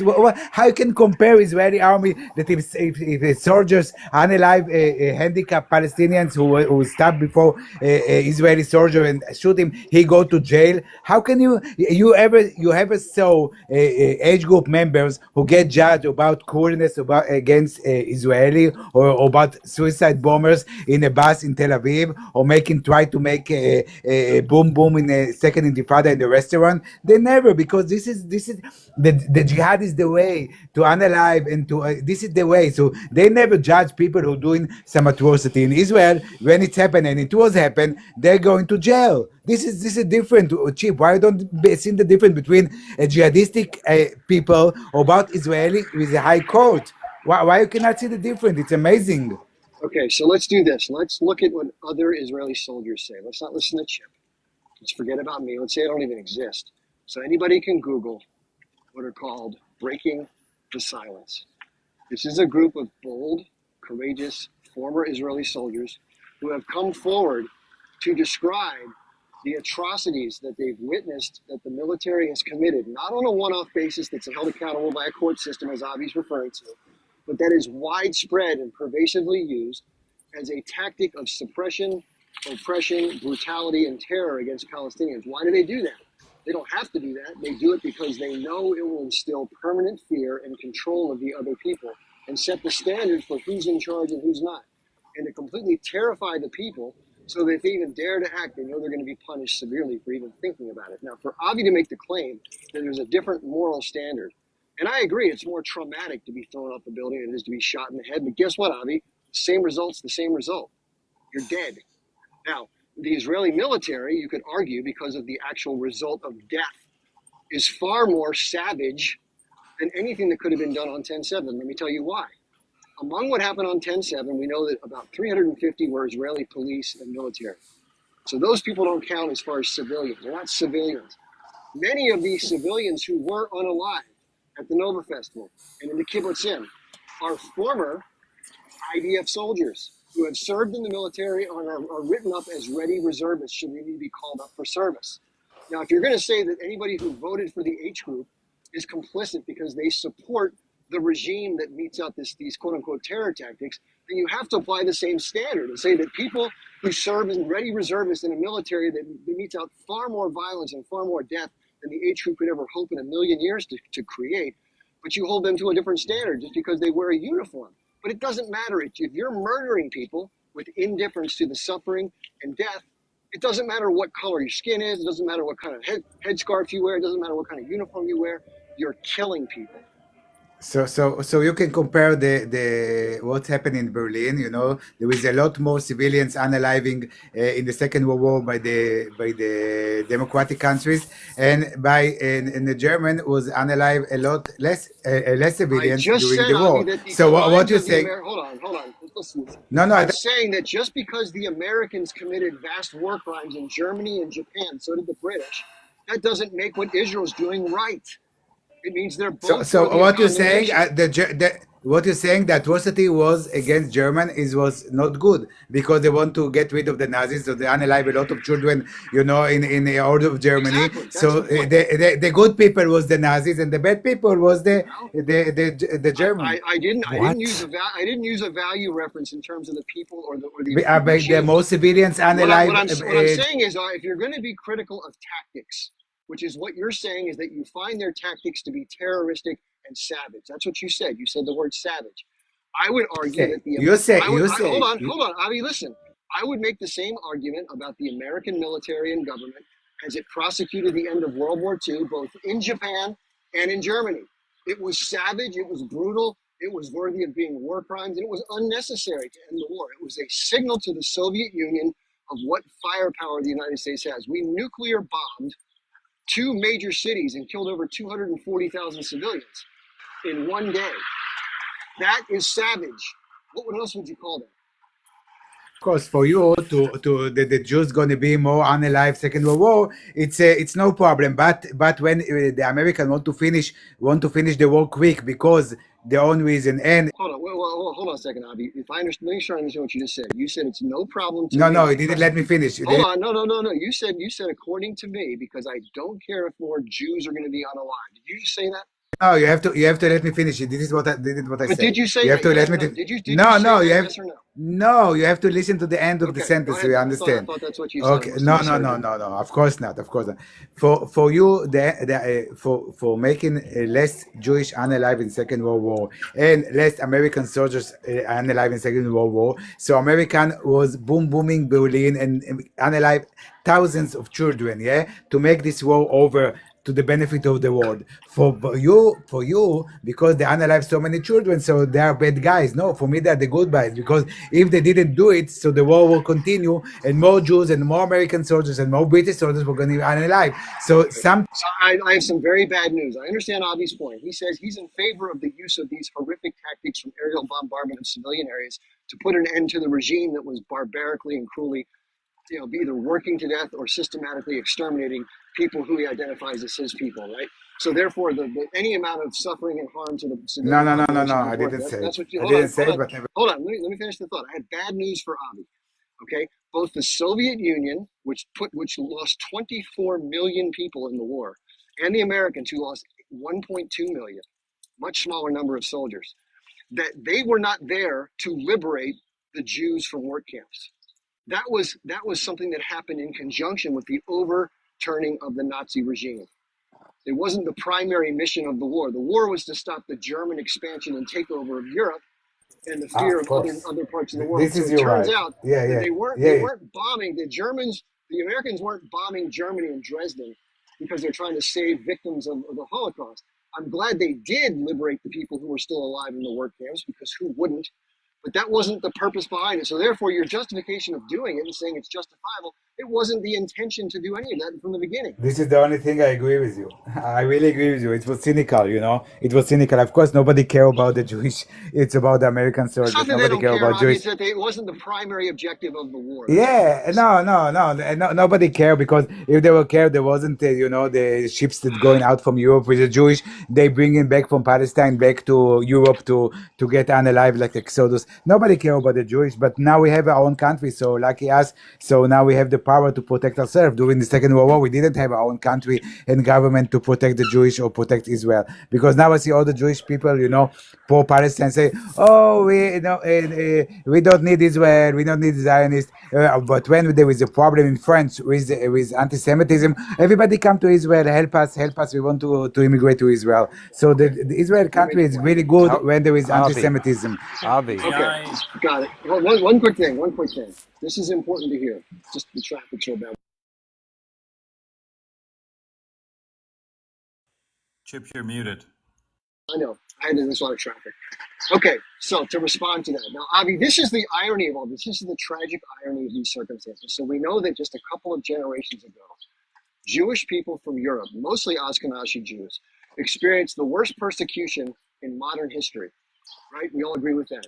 People were sent to work camps, they were put in ghettos, they were worked to death, they died of disease, they were experimented on, they were outright unalived or exterminated through gas chambers, right? This is horrible stuff, horrific. Now, I know there are no work camps, although there is detention, and there is no systematic broad scale extermination, but there is consistent mistreatment, oppression, isolation, occupation, and unaliving that has been going on for a long period of time. Here's the question I want to ask for anybody who supports Israel. How can it be that the descendants of a people who were so brutally oppressed are doing many of the same things, absent the latter stages, that are nearly identical to the mindset and mistreatment that's being meted out by the Germans versus Jews is now being done by the Israelis versus Palestinians? How can you square that circle? Never again should mean never again for everybody. That's a BS, because there are 20% Palestinians in Israel. There are equal rights like me. There was a judge who sentenced the Israeli prime minister They to don't have jail. equal You rights. know. That's not true. Avi, they don't So have equal rights. let me just finish.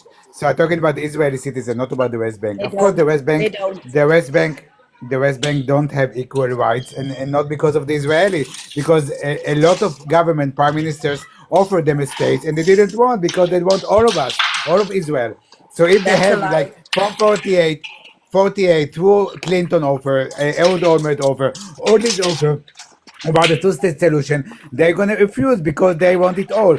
That's a lie, Let's talk Avi. about last sentence. Hold on, real quick, Ivan, real quick. Okay, one last sentence, then you gotta let somebody else go. Go ahead.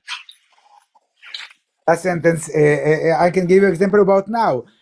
Everybody talking about the people who get unalive. So it's so easy to stop this war. That's release the hostages, put down the weapon, no more unaliving. So why you don't do it? The age group have the tunnels. The people are suffering.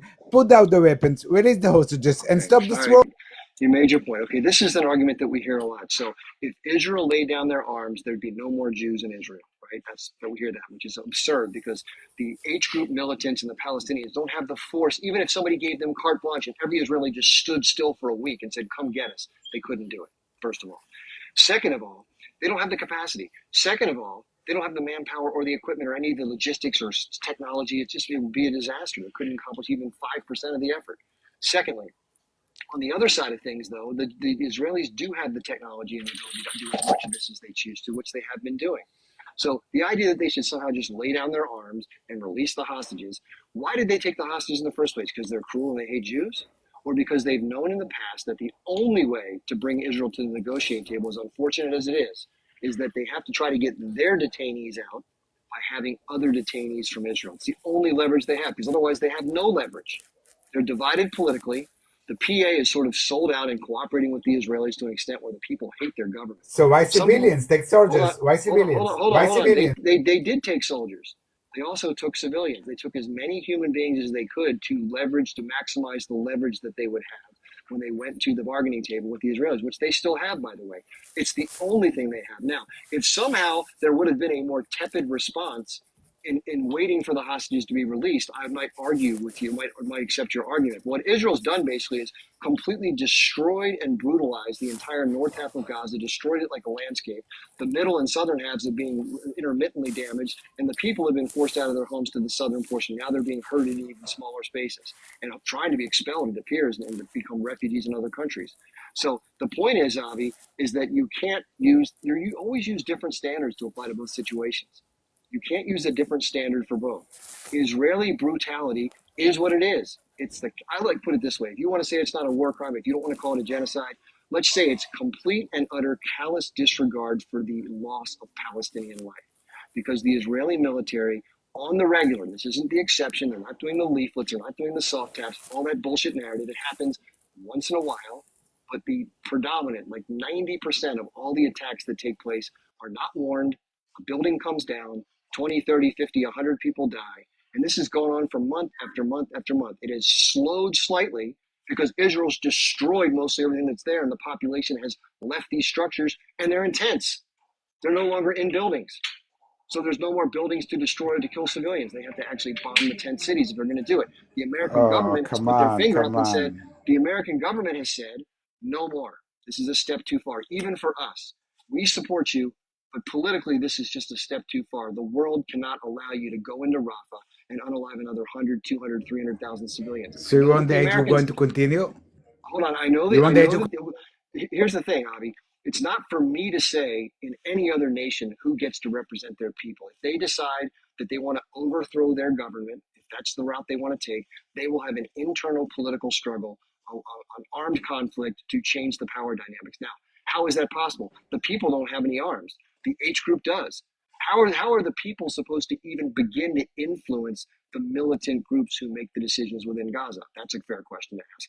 And secondly, if they turn down their arms right now and they turn over the civilians, every H group member would be in prison for life or executed, and they'd have no leverage to change any of the remaining circumstances at all. Nothing. Period. Okay, It's so not gonna be, they can go to Qatar. They can go to Qatar, not to And surrender to Israel. and the Go to people have Qatar to to the stay in big a death sponsor. camp. You just say they don't have any money. They have a lot of.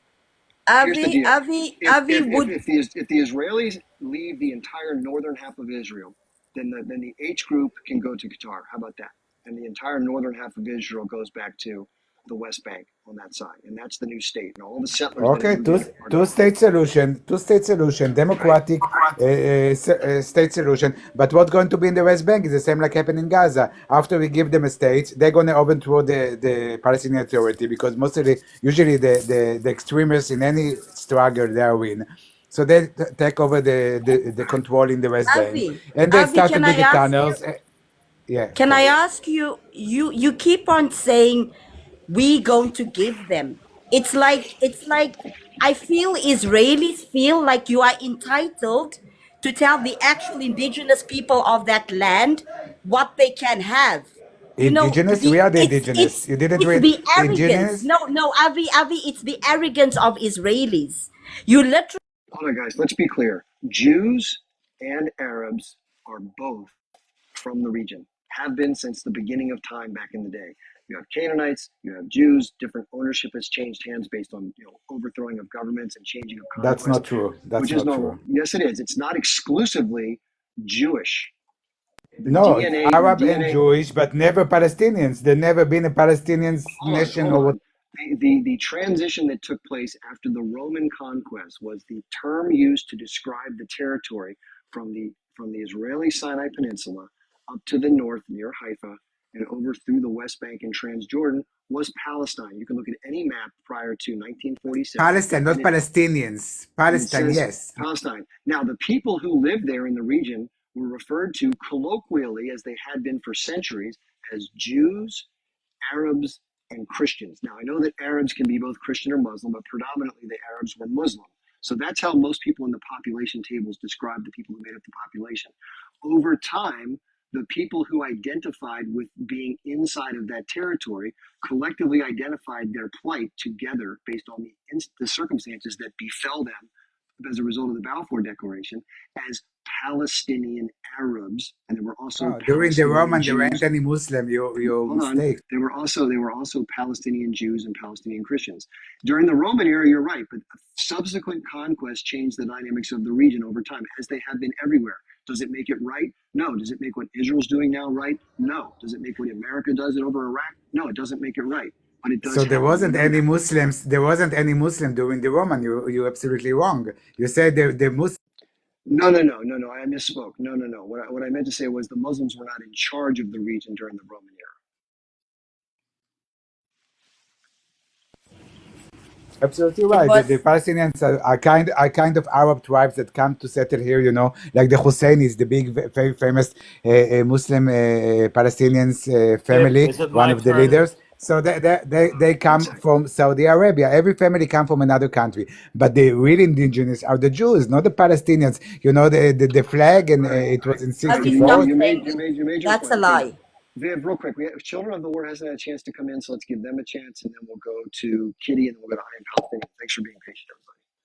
Welcome, children. If you're there, if you want to jump in, otherwise we'll let Kitty come in. Okay, children, when you get your mic worked out, let's let Kitty come in. Oh, there you go. I think you got it. You got your mic worked out? Okay, Kitty, go ahead. I think you turned my mic on, Chip. Go ahead. Yeah, it's Hi, okay. how It's are fine. you, Chip? How's Okay, everybody? As I good. walked All right. in, when I was listening in, they were talking about the hostages. I just want to say this: this was never about the hostages, because as of recently, it came out that some of the hostages were found unalived and buried in Israel. And it's a big cover up within Israel. And Netanyahu is in deep, deep turmoil with his people in Israel for these actions that are being taken. So please, let's stop saying bring them home, and stop saying, I mean, I'm not going to tell you what to say, but like, for the sake of the truth, they don't want them home. It's not about hostages anymore. It's about a bigger plan to take over Gaza and Rafah and all that area as we know it, for a plan that they have in the works for years now, for 2035. So yeah, that's I heard that, and everybody's like Kitty, there ain't any wondering right hostages, now.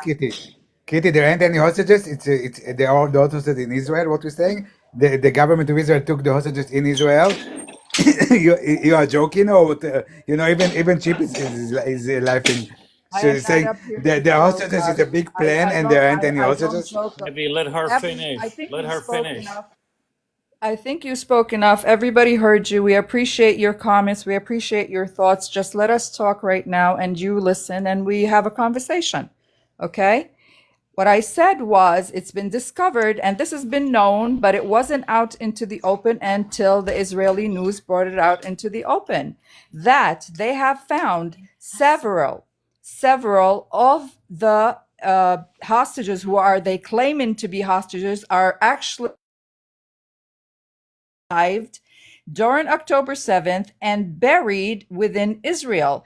And they have found that Israel ammunition, I don't want to say, I don't even know if I'm allowed to say it, within the bodies. Okay. So they're Yeah, asking for that's people right. who do not exist, who have been unalived since that day, and they're not interested in hostages. Do you understand? This is what is going on, and Netanyahu's facing it with he's not even listening to the families of the hostages, and now they demand that he tells the truth, and he is in deep trouble with the Israeli people within Israel.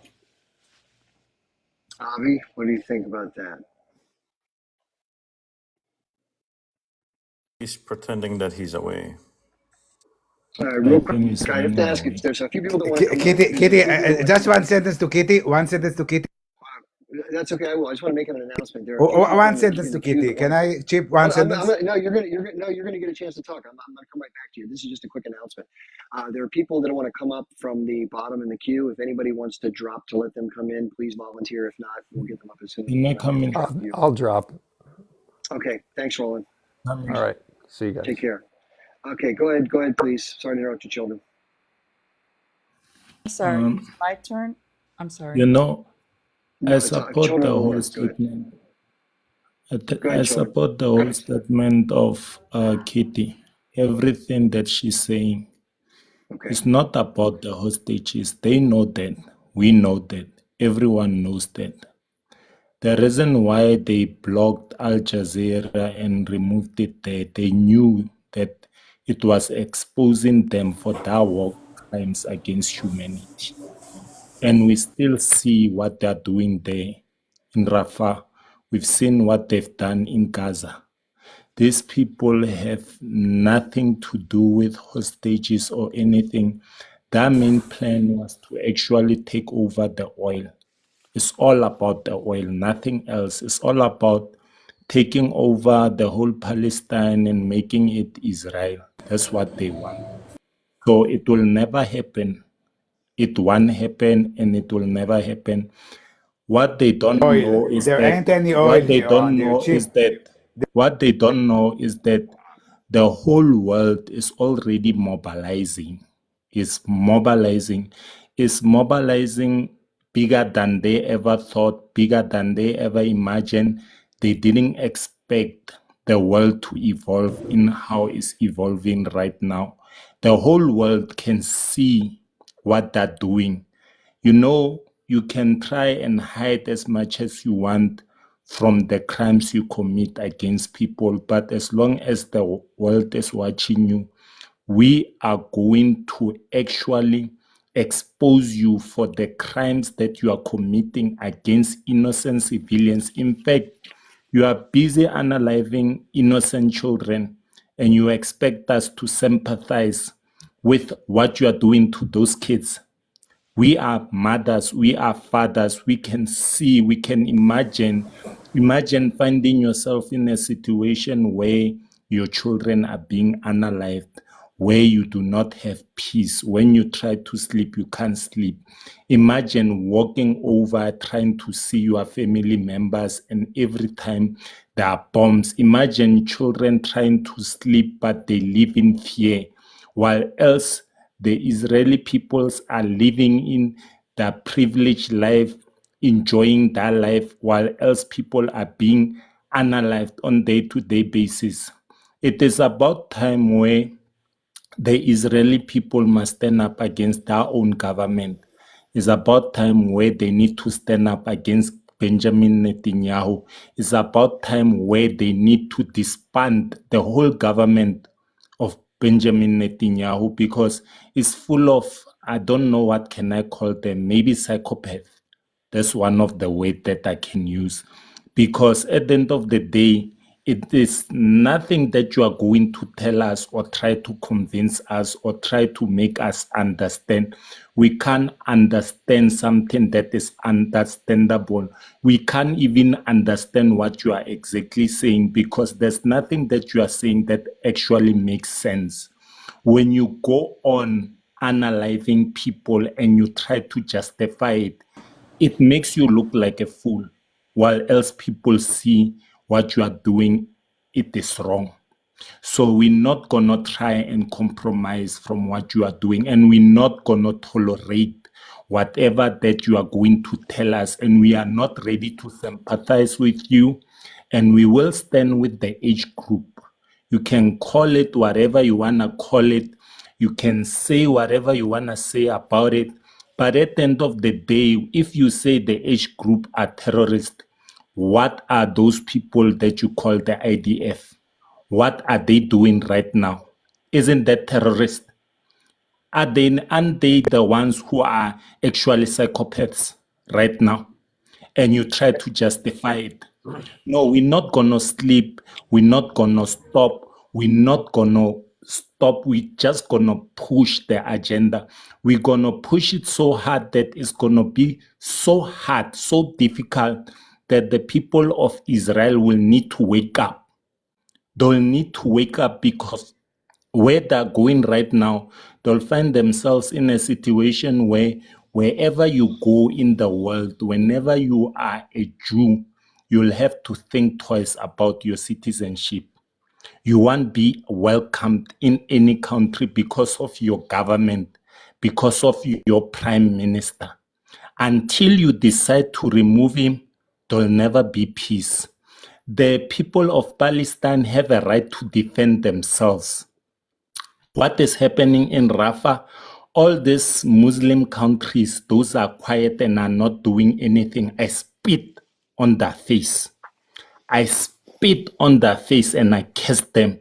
And I curse them through to this day until the day of judgment. And I stand with a country that is already trying its atmosphere. It's already trying. We are looking at Iran, what is doing right now. They're trying their level best to make sure that they help the people of Palestine. I'm talking about also taking also other countries that are trying to volunteer to make sure that they help the people of Rafah. Rafah must be protected by all costs. If it means they'll need to deploy more soldiers who are going to eradicate the whole IDF, it must be removed. They must make sure that they get rid of the IDF. What they're doing now, it is enough. We are tired. We are very, very tired. I am Good point. I have to give some people another chance. Let me just summarize a couple things. By the way, very well said. And children, you're gonna get another chance to say some more. We just have to share the mic. Can I ask you something? Can I ask Jordan Real something? quick. Small Let me just question? make one comment, and then I'll let you come in. Avi, give me 1 second. I'll let you respond to that. I think he raises a really good point, and this is something that I think. Listen, if I were pro-Israeli, which of course I'm not, but if I were, and I was someone who wanted to see my country, sustain itself and flourish over the years, what the government and military is doing, whether you agree with going after the H group or not, if you think that's the right thing to do, what's happened that's accompanied that stated effort has been something that has so horrified most of the world. Someone on a live earlier today said that the majority of the world still supports Israel. I don't know where someone could possibly garner that from. Everyone in the world is horrified, including the very people of the governments that were just mentioned. It's the leaders of these Arab governments that are corrupted by Western influences and have sort of looked the other way to take their payday, while their people are angry and wanting them to do something to intervene in this disaster. So the biggest problem for Israel, in my estimation, is very similar to what South Africa faced, and that is turning of world opinion against their country and the pressure that then came to bear over the subsequent decade or two by economically and militarily isolating that country leads to a change of how they function. Now, South Africa still exists, but the way it functions, the way it's government, the way it's ruled has changed dramatically. And it's more equitable, it's more democratic, and it's not nearly as problematic as it was before the efforts took place to change it. I believe something very similar is going to take course. Whether it will work or not is a fair question. What did you want to say, Avi? First of all, we can judge if somebody is saying from his heart or somebody say because this is Israel and Jewish. There is a good example, a good test for this. What is the test? Let's take everything the other guy before me says and change the word from Israel to Syria. Yeah? Of course, Syria make a lot, 600,000 unalive, a lot more atrocity happen in Syria. But let's change, we change all the speech he says about Syria. And let's say he agree for this. He says Israeli citizens can never see their faces all over the world. We don't let them, he threatened us. So let's ask him if he's going to say this about the Syrian citizen. So let's say the Syrian citizen will never face themselves in the world because we don't let them. Or let's say, what I want to say to you, because the people are, how do you know they hate the Jews? Because they cannot see the same stuff about Israel. They cannot see about their own government, their own people, the Muslim regime, who unalive a lot more, even more Palestinians were unalived by the Syrian, and by the Jordanian, the history, than the Israeli, and by the Lebanese, But he never says, the people never say criticizing when Muslim kill other Muslim. Let's say it's about the Sudanese. You can say the guys, what he said with it. Avi, I've noticed a practice of yours that what you do is that if somebody focuses on wrongdoing by the Israeli government, to whatever extent the impact is of that wrongdoing, you will then pull some other circumstance, Germany from World War II, in terms of the carpet bombing of Dresden by No, the what's British and the happened now in Americans. Sudan? Why Hold nobody on, talk hold on, about hold on, hold on. Then you go to Syria. Then you go to other places. You say, well, hey, what about these places? It's way worse there. Why aren't we talking about those people? Why don't their people suffer the consequences that this person says the average Israeli might suffer if they travel throughout the world? Fair enough. We're not talking about those right now. Those are distinctly different circumstances that have their own nobody talk debate to be about had. them? It's not that nobody talks about them, it's that this particular conflict right now has been elevated into the public discourse to such an extent that people are very interested to learn more about it and to share their views around it. So it just so So happens ask that your yourself country, hold why. on, it just so happens that your country right now is the one that is the focus of a lot of criticism. And I believe rightly so. And most people who have brain cells and eyeballs who are seeing the information flow from this conflict, who are learning more about it, are more and more feeling the same way. They're in disbelief that the Americans and other Western nations are supporting what they're But seeing with tell their me own two why, eyes. Chip, why? Why is this? Why 20 million are suffering now, starving, will starving with the bonds, not what's happening in Gaza, the really with the bonds in Sudan. Why nobody talk to them? Why nobody raising Can money? answer Why you. no TikTok Avi, about them? you Yeah, Let me, if keep I coming can back jump to, in. hold on, just one sec. Avi, you keep doing the same thing. You keep saying, well, what about this over here? Why aren't you talking about this thing over here? Why are you putting all your focus on us? I curious. I don't know. What you're Help me. saying, why are you unfairly focusing on us, right? That's what you're basically saying. It's why are you being unfair and putting too much focus on us? I just explained to you why. I know why, because we are Jewish. Therein goes the thing. Now let's get back to the reason of why. We did answer this earlier. We talked about the motivations for why things have been happening in this conflict going back to 1948 and even a little bit before. And the question is it because of pure hatred of Jews, anti-Semitism, which is what Avi's saying, that this whole focus is because it's Jewish people and not people from Sudan or Syria. That's his argument. Or is it because of Islamicism? Is it because of fundamentalism? It's because people want to spread their religion and force others to comply with the way they want people to live and what they want them to believe? Or is it because of the anger and the outrage they feel because of the injustice and harm that they perceive happened to them as a course of the events with the establishment of the Jewish state and all of the impact on where they lived, how they were treated, and what's happened since then to their people, with seemingly no light at the end of the tunnel to find a way out of it peacefully and politically? And then through the form of resistance, they get further subjected into a further brutality and oppression. What would you do in those circumstances? And if you believe it's done by hatred or if it's done by religion, why aren't we seeing people speaking to that? They're not speaking to that. They're speaking to the anger about the occupation and oppression. You answer it by yourself. You just answer it by yourself.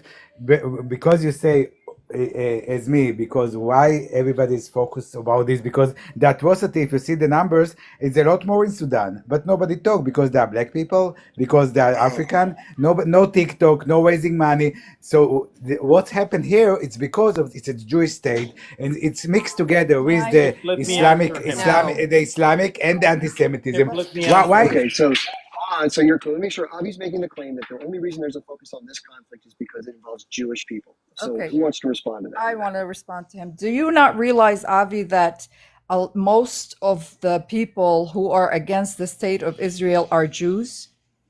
Judaism? Separate Zionism from Judaism, okay? We have so many people watching what's going on. Even your own supporters have left you dry. People are watching. Stop bringing it, like Chip said, stop jumping around. Our issue has been hidden for 77 years. It's out in the light. People are watching. People are hearing. Do not stop saying Judaism. The Jews are against what is going on 100%. 100%. Yeah, in fairness, I think that worldwide, if you took a poll of every Jewish person, not that you could, but if you did, I think that not that most Jewish people wouldn't be supportive of Israel. I think that's an unfair thing to say. I think most people who are Jewish do support Israel. Now, among those who are staunch supporters of Israel, in terms of dissecting the government's conservative, more moderate, and what's happening in the war effort as well as the occupation, things get a little murkier. But most people identify themselves as supporting Israel, so it's kind of tough. It's a tug and pull in their heart. They don't want to see Palestinians get killed. They want to stop anything that creates antagonism to the state of Israel and their security. but the way they see it being done, they probably disagree with, and who couldn't? It's hard to do. Those I people didn't who even respond for this. those I people who didn't even. support those people who unquestionably support any action that's necessary to the benefit of the survival and security of Israel are with what most people have a huge problem with, because it means that you're willing to accept any amount of brutality as you speak to the or against happening to your people. But when your military does it to another people, it's justified because it benefits your long-term interests. It benefited the Germans' interest to get rid of people they didn't want, but it doesn't make it right. Why is it somehow right when you're doing it? I'll let you respond to that. Of course, when Israel offered two-state solution, it could be over, 20, 30 years ago, Clinton offered. Oh, Jesus But Christ! the, All right, the, the problem, the problem, tell me what the terms were of the offers that you think were so great for Palestinians, and why is it that Israeli officials said that if they were Arabs, they wouldn't have taken the deals? no, Israeli official. Israel is democracy. Everybody can say whatever he wants. But the Clinton offer and the What about Ehud the deals? Barak and Ehud Olmert offer was about two-state solution. About the last one about Ehud Olmert, it was even Jerusalem as a international capital of both country with the UN forces. It was like, I give you an example. Let's go to the Dalai Lama in Tibet and tell him we're gonna offer. China said we're gonna offer you 98% of the territories.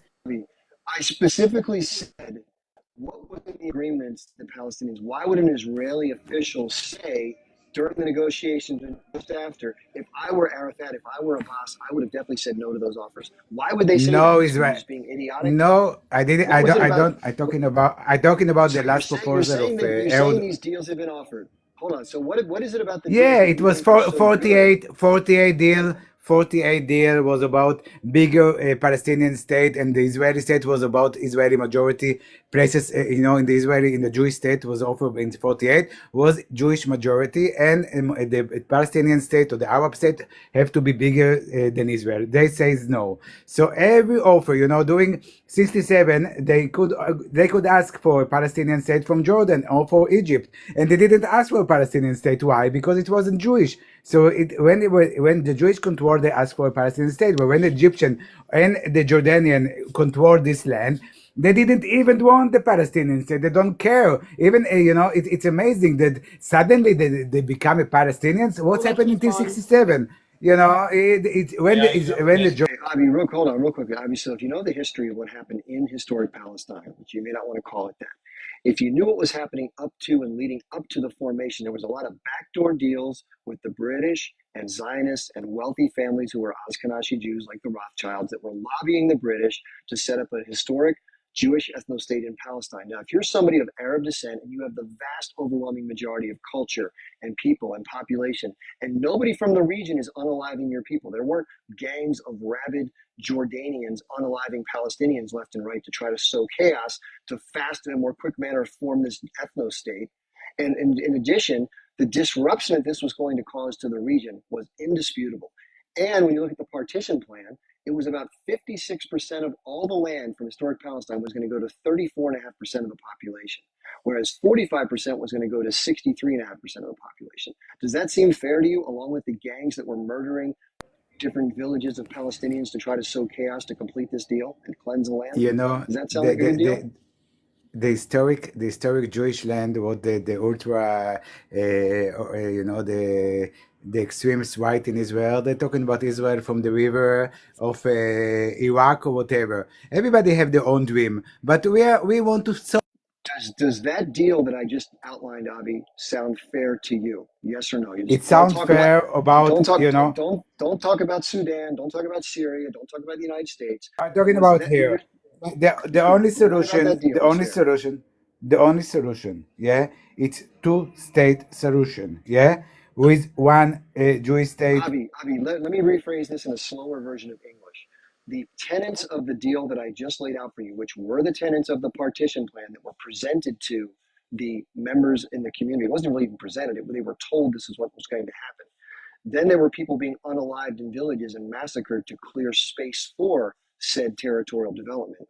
And then and only then did the Arab nations say, no bueno, we're going to try to stop this, because they knew it was going to be disruptive, it was That's a lie. inequitable, And there were gangs of Jewish terrorists that were Zionist terrorists that were unaliving massive numbers of That's Palestinians a and lie. Zionists. That's a lie. What you're saying here, It's it's not a totally lie. lie. Okay, Usually you Chip, correct is the it my history. turn? It's a totally lie because the Arab and the Palestinians from all the community they says no. So don't say no just after what's the gang or what you call them the Lehi and stuff do.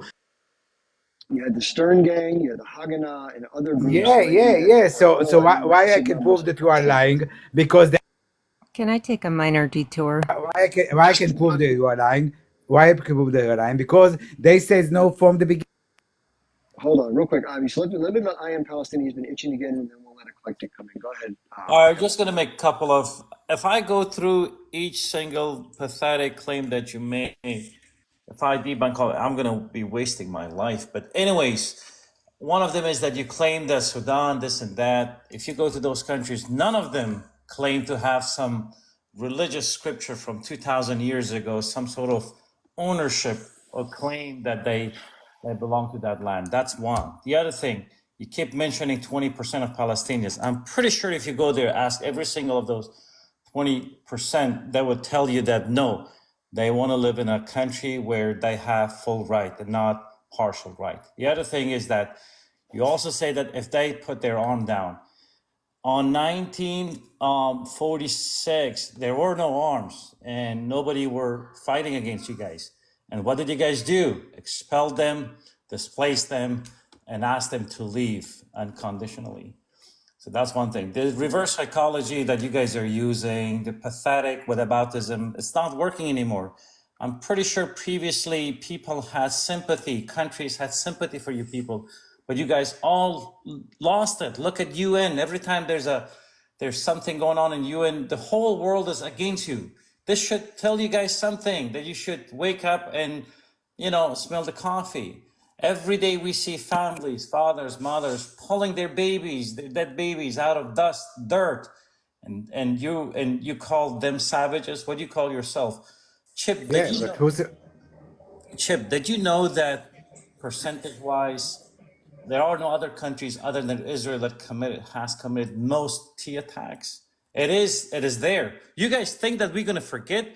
It's all gonna be part of records, and people will remember that. That's the problem with you people. That's it, Chip. I'm gonna jump off. Okay, thanks for being here. No Thanks for problem. sharing your views. Let's Avi respond briefly, then we'll go to Eclectic.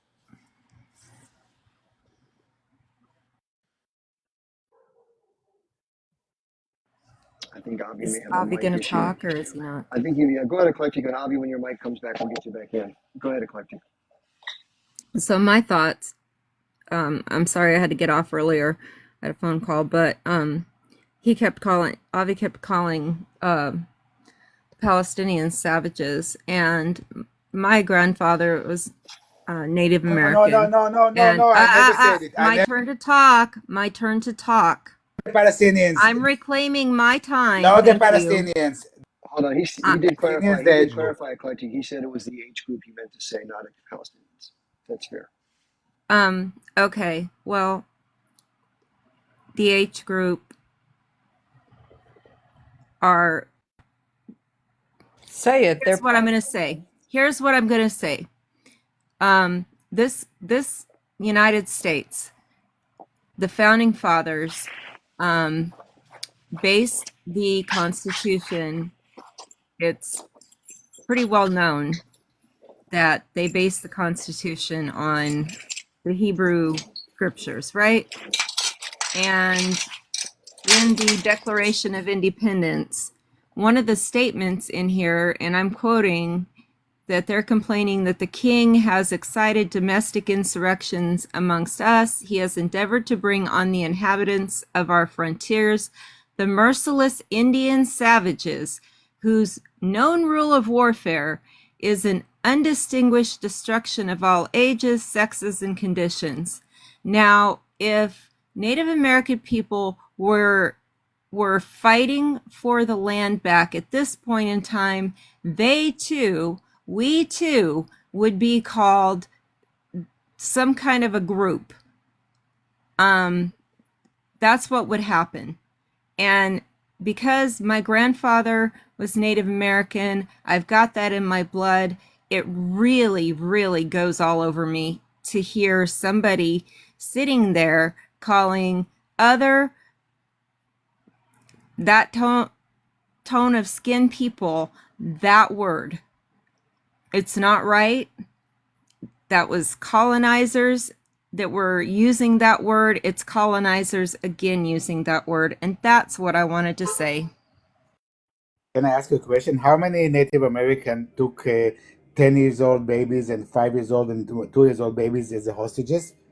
I don't think the Native American How doing such many atrocities. YT people did that to Native American people and brought A over lot, a lot. these The white smallpox one, and brought over yeah, all the white kinds one of was the did savages. hideous things, scalped the Native Yeah, Americans first. Really, exactly, you want to go exactly. there? Let's go Yeah, there. exactly. The savages was the white people.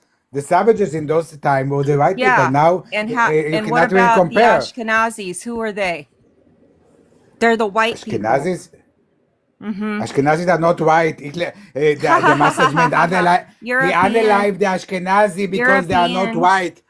He unalive the Ashkenazi because they are not white. So don't be fool yourself. We're gonna No. unalive in Europe. You know, most of the Israelis are not Ashkenazi. 65 to 80% are Mediterranean Jews, but the minority Ashkenazi Jews in this country, they're gonna unalive in Europe because they are not white. So you call it the Ashkenazi white? Are you stupid or something? The Messerschmitt unalive the Jewish because they are not.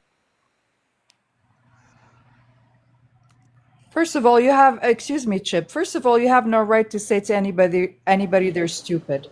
Nobody have called you any words all the time that I've been on here. And That's it's so and stupid. everything that you said. Sorry, Okay. I'm It's so apologize. stupid. I usually don't talk like this. I'm apologize. Can I I'm say sorry. something real quick? I just want to quickly interject, Avi. What you said wasn't true. I'm looking at the CIA.gov, and literally it says on the CIA website that Ashkenazi Jews make up 45% of the Israeli population. So that doesn't make any sense what you just said. He knows he's not making sense. He knows he's. That's not true. That's not You're true. I tell you being why. Avi, Because Avi, Avi, Avi. 20% You're are being Arabs. paid.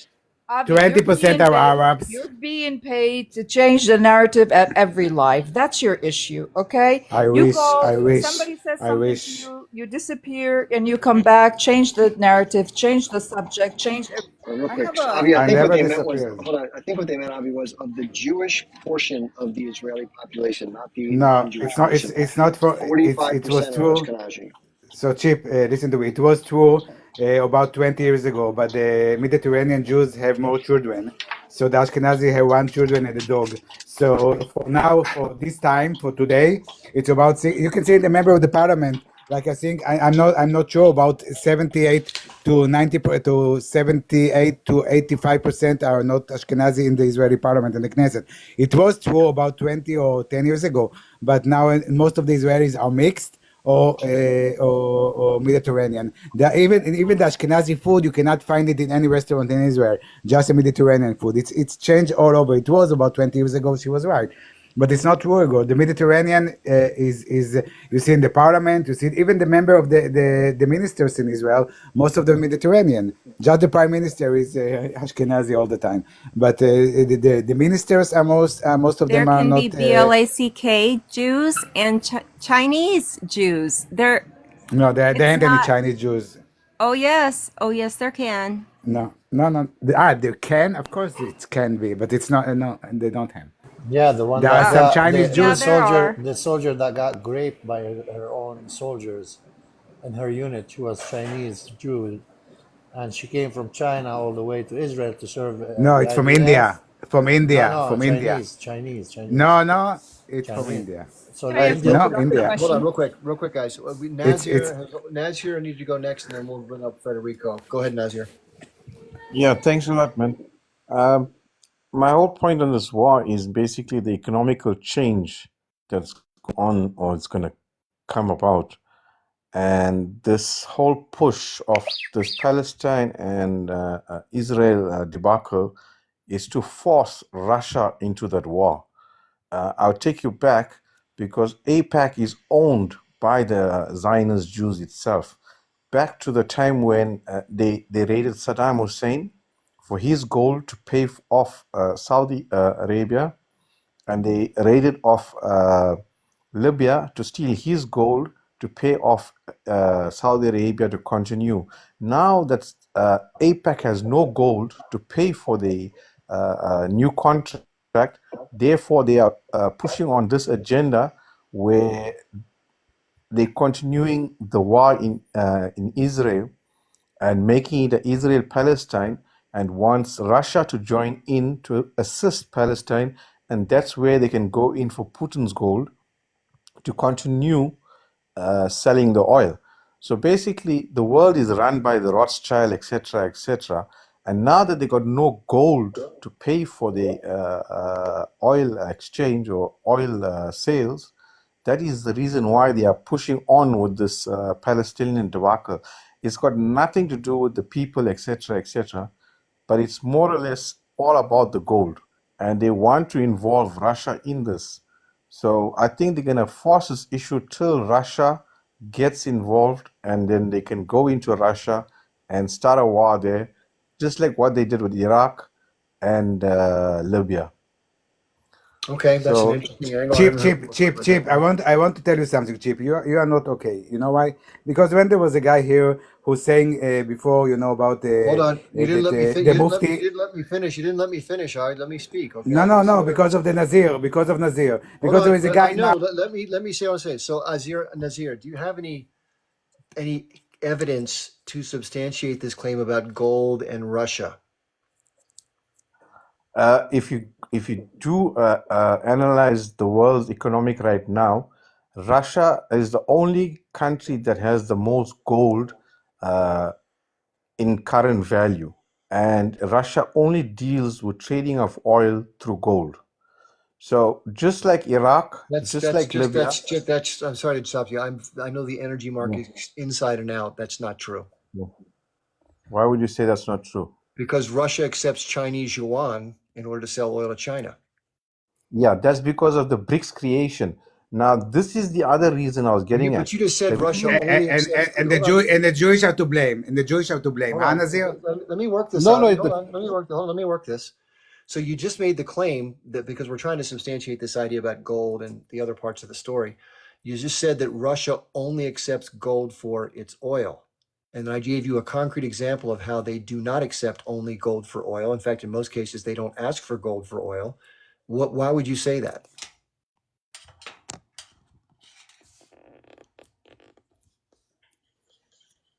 There was before the BRICS creation, they used to trade with yuan and gold. I mean, with Chinese and Russia trading with their currency.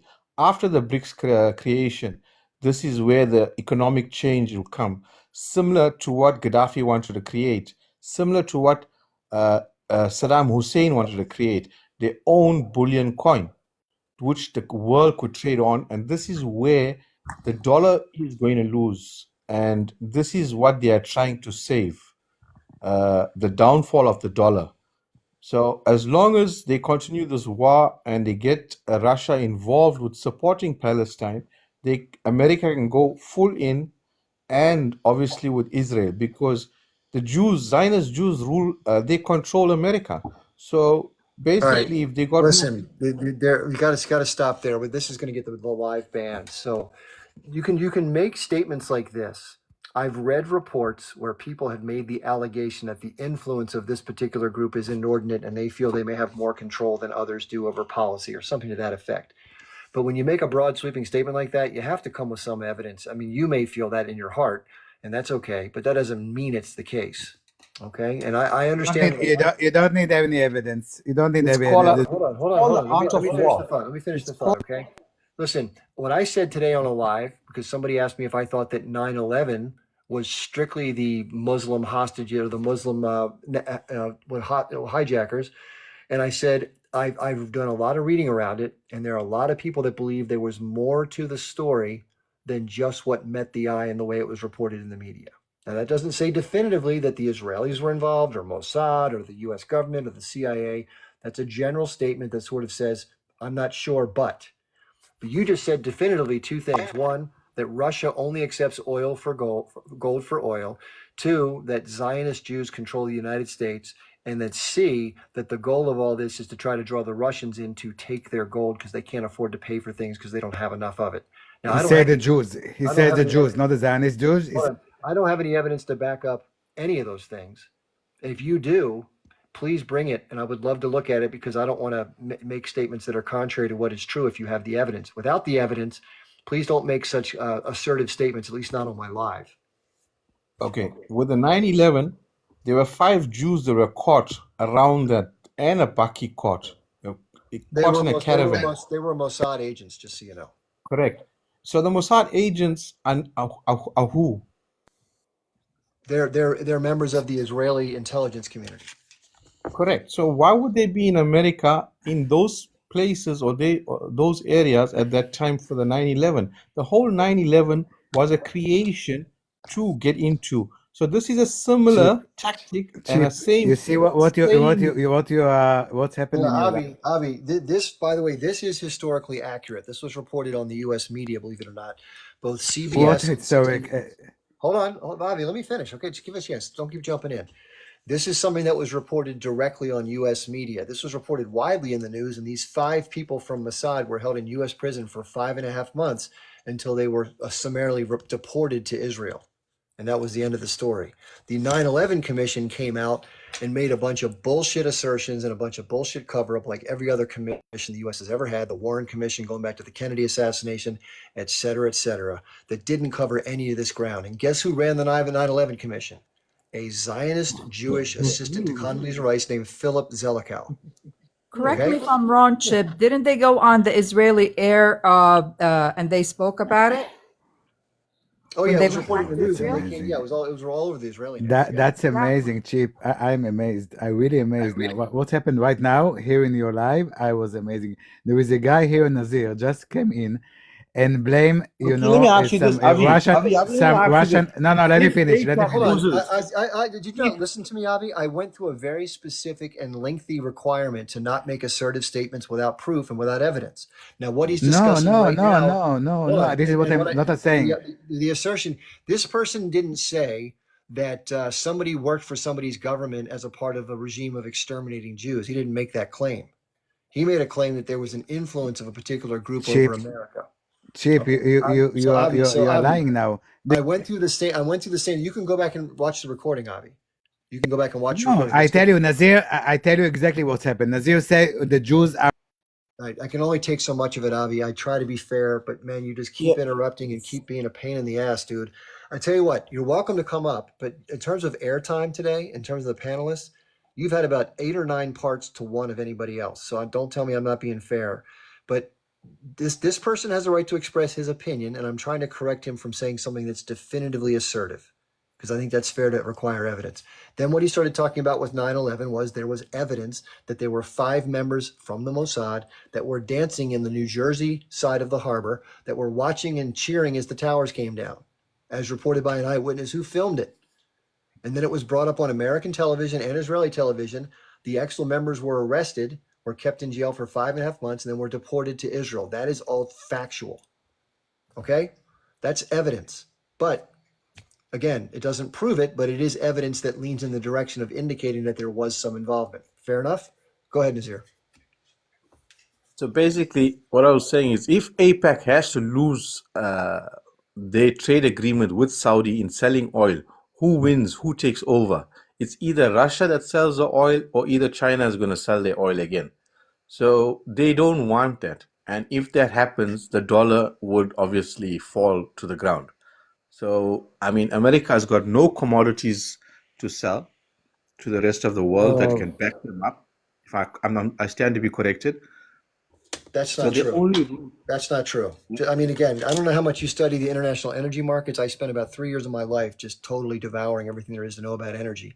So let me let you know that the Americans were a net energy importer for many decades. That's why we had such a huge reliance on Middle East and other sources of oil. And we had to have a policy around it that way. Since the fracking, the hydraulic fracturing revolution in the shale formations, the U.S. has become net energy positive. We now export oil and gas because we have excesses more than we can consume internally. Now, that may not last forever, but that's where we find ourselves right now and for the indefinite future, which is why you've seen relationships with countries like Saudi Arabia cool, because we don't have as much dependence on them and we can push our weight around a little more vis-a-vis what they're doing. Yep. I was going to say, America produces the most oil in the world right now. Yeah. So Nazir, I don't know where you're putting your puzzle together, but it's not the same pieces that I have on my board. Okay. So let's just say America's only got oil in Texas, correct? No. I mean, like, it's all over the country. The United States produces oil in Louisiana, Texas, North Dakota, South Dakota, all over the country. Also We've produce got sheep. oil everywhere. Look up the Bakken Shale, Bakken, and you'll get a big education on how things have shifted with U.S. gas and oil production. Cool, I'll do that. Yeah. And Thanks yeah, so much for let's your give time. you a chance to do some of that research and maybe reformulate some stuff. Let's let Matt come in and share his views. How you doing, Matt? How you doing? Yeah. They're also the agriculture the United States produces as well. It's kind Yeah. of seems to be like this common trend that like people want to like claim that America in the late stage empire, like in truth, they still dominate so much aspects of Yeah. like militarily. It's not even like it's a joke that people try to compare it. That's just the military industrial complex trying to make competition, because in most avenues the states are way ahead. Talking aircraft carriers, stealth fighters, they've caught up on hypersonic missiles out of nowhere. I think that project just was unveiled. I think they always had that. Like it's just crazy. It's just interesting how people try and like I'm not even from America, so I don't like have any bias, but the states are way ahead in basically every avenue, every major avenue anyway that I've seen. Well, America's a huge consumptive society too. We have an economy that is absolutely devouring of resources and produced goods and all sorts of other stuff. So everybody wants to be able to sell their stuff in. Of course, the Chinese have done a great job of being producers, but the corporations are the ones that control all the flow of goods. But remember that it's an international thing. Somebody said that, well, why would the U.S. still buy oil from other places? Remember that it's not the U.S. buying oil, okay? Private corporations purchase petroleum products to distribute through either refineries, gasoline, diesel fuel, or other things that are derivations of hydrocarbons. You know, you have things like butane and hexane and plastics and stuff like that. The private corporations have existing relationships with suppliers, and they make money off those supplies. So if you're bringing oil in from Venezuela, and you have been for 60 years, and the U.S. nationally has a surplus now, you don't stop buying and selling oil at a profit just because the U.S. has a surplus, because now you have to build a new relationship with some other supplier, et cetera, et cetera. So it's a balance and it's a bunch of moving parts. But the overall reliance from a government policy standpoint, once you're aware that you have more domestic production, and you don't need to be a net importer, it gives you a much different position from which to navigate the political landscape. Actually, they own the world. And people, isn't it true, Chip? People have a misconception of that the president controls the prices of the gas going up and down, when in reality, it's the gas. No, he just takes the hit if things get out of control. Right. You know, Listen, the oil market is international. The American president has no bearing other than releasing oil from the Strategic Petroleum Reserve, which was done under the Biden administration to bring down oil prices. And now it's at its lowest point in its history and now we have to try to replenish it at much higher prices. It's quite easy to replenish, though. Is that fair to say? Say again? It's quite like it's not as big of a deal to replenish it as some people try and like act like it is. Do you know what I mean? Well, it's not an insurmountable task, but it's got a long way to go, and we're running massive deficits right now, and it's just another expense for the Americans to buy the oil, because it's all bought from private companies at the expense of the credit card of the U.S. taxpayer. All right, guys. How is everybody? Chip, how you doing? Hey, Everybody, good. please like and share the live. All right, I took a lot of notes over here. I've been listening for like an hour, but I'm gonna go through them. About the savages word, the word that was used. If you guys want to really see what savages is, I just typed in the comment the name Tantura. It's a video on YouTube you can watch, and you would know what savages, the exact meaning of savages is. Second point is about the Mufti. They keep bringing the Mufti. I'm not gonna explain the Mufti's stance, but they say the Palestinian Mufti, then they tell you prior to 1948, Palestinians didn't exist. So it did exist or it didn't exist. Is he Palestinian or he wasn't Palestinian? So make up your mind, Zayos. Number three, Avi threw a claim in the rush when he was talking about the expulsion of the Jews from Europe. He said that they were taken off the boat from Palestine. He said the word Palestine again. Palestine didn't exist supposedly in his mind, and that it was taken from Palestine to Europe and rejected. No, that is not correct. The fact was that they were expelled from Europe, and they were all around the world on the boat, and no country accepted them besides the Palestinians.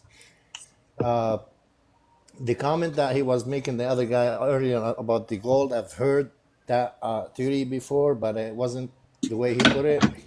The way I heard it, it was about because the BRICS money is based on gold, so they were trying to collect all golds and maintain so they can keep control on the BRICS monetary when it comes out. I don't know how accurate that is. I had a question for Avi. That, and then all to the Zionists here on the panel. Now that your so-called state is fading out, what's your plan? Should you be making a plan?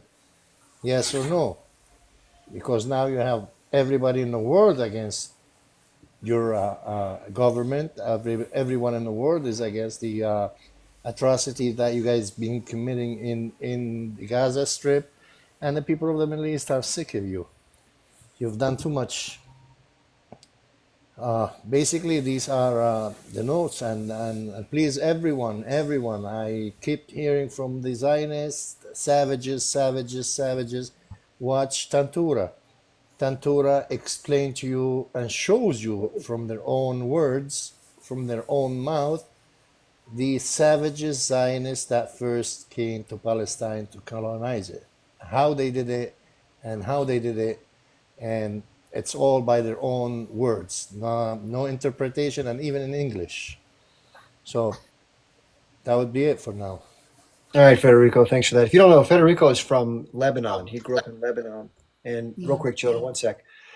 He grew up in Lebanon, so he actually lived through the Israeli occupation in 1982. If you don't know, Israel invaded and occupied Lebanon for a long time in 1982, caused a ton of damage, unalived a lot of people, all for, again, Israeli security. Even the Americans were like, listen, you got to stop bombing these people. President Reagan contacted Menachem Begin, who was the prime minister at the time, and said, listen, if you don't change your course of action, the money stops.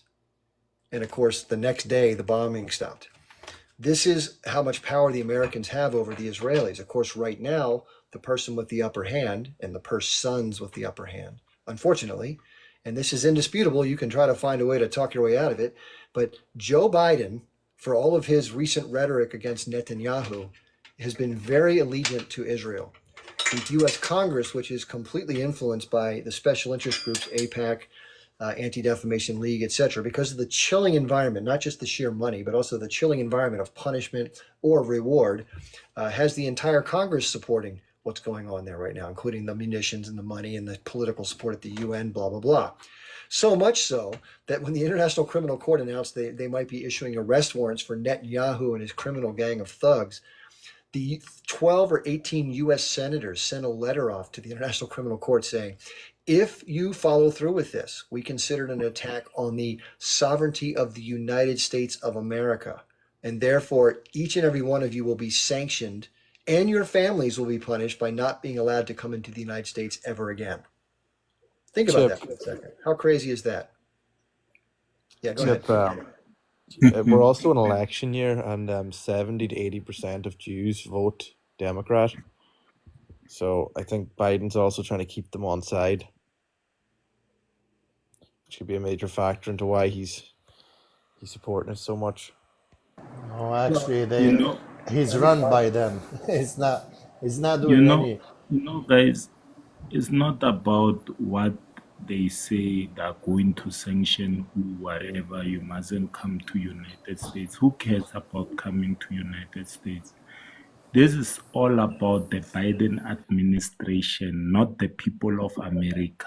The people of America, they want ceasefire now. They are against the Biden administration, and they've been saying it all along that they've got congressmen who are being bribed by the APEC. They are being bribed by the APEC, and that's why they're siding with the Zionist state. So we can try to lament this issue the way we want to take it. We can try to blame, but this is not about America. It's about the APEC. It's about the Congress. It's about the Biden administration, but not the people of America. Americans, they want the whole Biden administration removed. They're tired of what is happening. In fact, right now, students are being attacked for standing up against the massacre of innocent civilians in Rafah. They are being attacked by the very so-called APEC that is already funding the Biden administration. So it does not matter what happens. This is not about Joe Biden or Donald Trump. It's when Americans need to stand up and say, you know what, we need new leadership. We need fresh leadership, because this now is not about you trying to become a pariah. Many countries now are becoming a pariah. We call them outcast. When you find yourself supporting Israel, you now becoming complicit into genocide. So the people of America right now, they're calling for a ceasefire now. The students have had enough of what is happening. They're seeing all these things that are happening because they've tried so much to block journalists from doing their jobs. So many journalists have been unalived. Many journalists have disappeared. Many journalists have been arrested. Many journalists right now, they live in fear. And in fact, the way this so-called APEC is so dangerous, they can even send out people, even if you are in America, to look for you.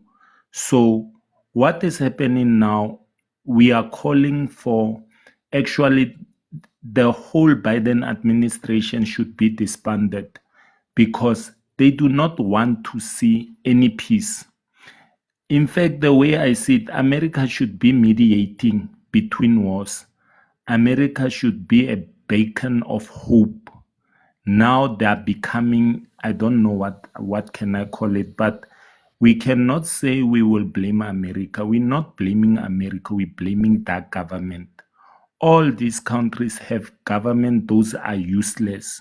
They're not supposed to be there to run their countries. Why don't you All make your these own country? countries find themselves in a mess You where make your own country. people will always point out fingers and say a country instead of its government. They'll say the people instead of that government. So we should not say Americans, we should say the Biden administration and the APEC are the main enemy, are the ones who are causing conflict You're between all these countries America. right now. And we want peace. Okay, seems like someone named Lola is eager to jump in. Go ahead, Lola. Like, do you really like? I mean, before was Palestine. What was it? It was an empire, and then it was whatever, and then it was Judea. I don't see that very There complicated. was one period in time when it was called that by a certain group, but before that it was not. Like what? It wasn't called that at all. It was just areas inhabited by different tribes. It wasn't referred to collectively in the terms that you're describing it under the Kingdom of David. Yeah, I have the Kingdom of David, and I mean, the Palestinians, they were there before? Yes, People of Arab descent and of Jewish descent from the region going back many thousands of years. That's not disputed. yes, they were there. I'm telling you, the Palestinian identity was there at that time?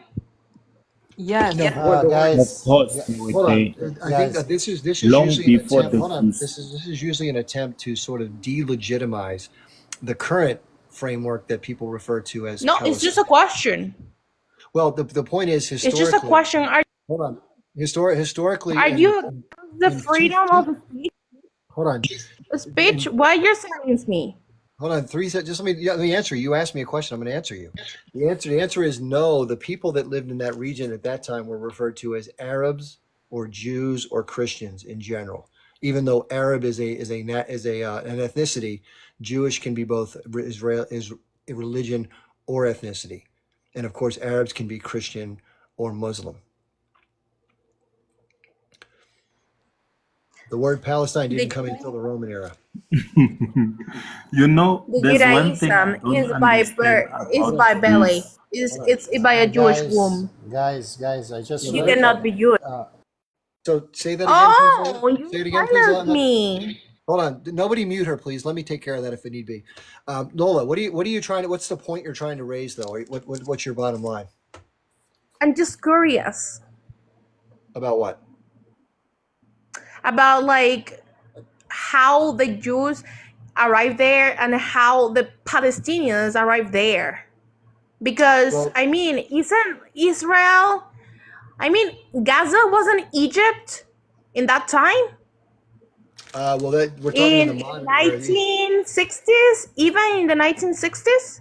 Yes, Gaza was ruled. Gaza was part of Egyptian oversight. Correct.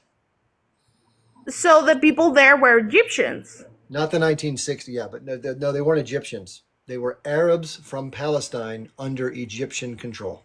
Going by that The logic, Lola, can I just ask Palestine you? that was the British mandate of Palestine. After World War I, when the Allied powers prevailed over the Ottoman Empire, the French and the British had regional control over different areas of the after-war theater, in which the British had a mandate over what was referred to as Palestine, part of the territory. British mandate of Palestine. Yeah, the Hey, British Chip, oversaw the just territory. so you know that And Lola, can you tell me what Lola, means Palestine?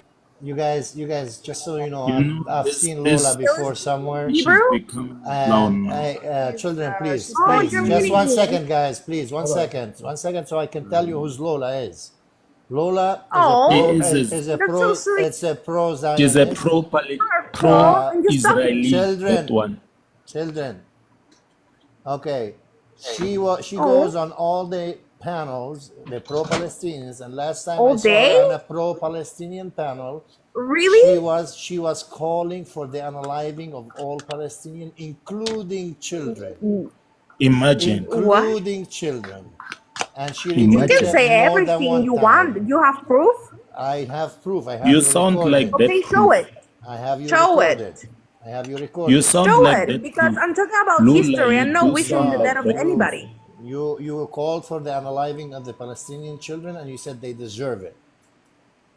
I want to listen that. I really would like to listen. This is not I a believe platform for you to no, come over she here does. and listen She and whatever. does You're sound pretending not to know what you pro-Palestine. know. I He's mean, she absolutely does right about sound you. pro-Israeli. That one, No, Lula. I have heard her. She's She goes. Guys, pro-Israeli. let her be To her, she pro-Israeli. ranges. That's okay. Let her be pro-Israeli. That's fine. Lola, I have a I question mean, for you're you. not okay with freedom. Lola, I'm trying to I have understand a question you. for you, Lola. Lola, I have a Freedom, Lula. productive question I for have you. questions, Yeah, but I I don't have have What is answers. freedom, you. Lula? Lola, Can we ask you a you question? What is freedom, Lula? children, I was going first. Let me speak, please. Lola, I have a question for you. You asked a rhetorical question to Chip earlier. You said, "Oh, so because No, Gaza, was a because genuine question. yeah, a rhetorical question can be a genuine question." So you asked him, "Oh, so does that mean if Gaza was under the Egyptian rule that they were Egyptian?" If you were going by that logic, since it's occupied by Israelis now, that means they're all Israelis now, right? And Israel should take them in and give them citizenship, right? Exactly, and they had offered, but No, they they don't didn't. want to. No, that's not true.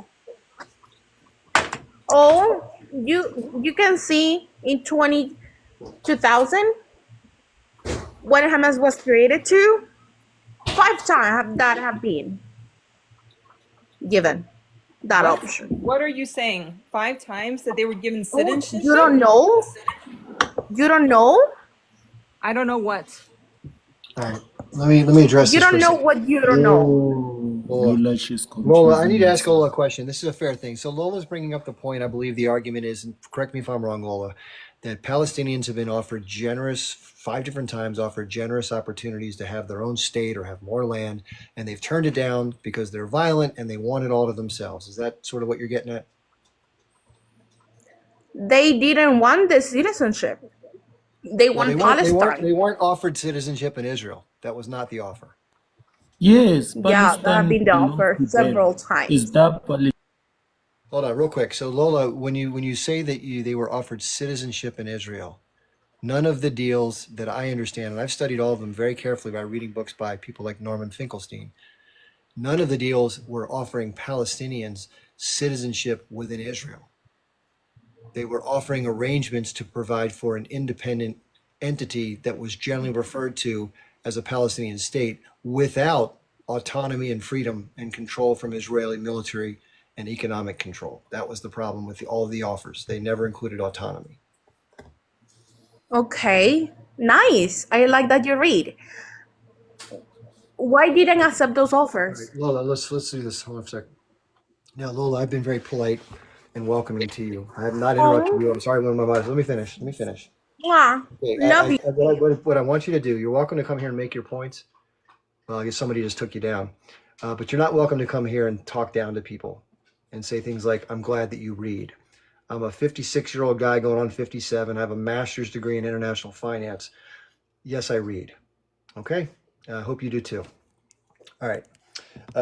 Who wanted to say something next? Anybody want to jump in? Let me say something. That lady, she sounds pro-Israeli. She's straight to the point because, as you can hear, the way she interjects when people are speaking and everything that she's saying, at the end of the day, she also disrespected you, how she spoke to you. You see, sometimes what these people don't understand is that you cannot change what is going to happen. You can't defeat fate. You see, when they say the wheels are turning, this is how the whole demonstration of Palestine is how the wheels are turning. It's karma. Now karma is coming for Israel. You see, you can terrorize any community or you can beat up a dog for such a long time. You know, you can always beat up that dog. It will tolerate the way you beat it up. But one day, when it turns its head and it looks at you and says enough, you're not going to be able to stop it because even dogs can obey, but sometimes they can bite. So what Israel now, these people are doing, like the way they think that they are so superior or anything. Remember, Israel, no country is backing it right now. The only country that is there for Israel is America. And Americans now are fed up. They say, no, enough with this massacre, enough with this unaliving of innocent civilians. They're going to put pressure into that government to stop the funding, to stop. In fact, it will end up coming to a time where they'll say we want to cut ties with Israel. And nothing is going to stop that. Once Israel loses support from America, they will become so vulnerable, they won't even know where to turn. So now, it has begun. What has begun now is when the people have opened their eyes to what is happening right now. People have opened their whole eyes to what is happening right now. And nothing is going to change that.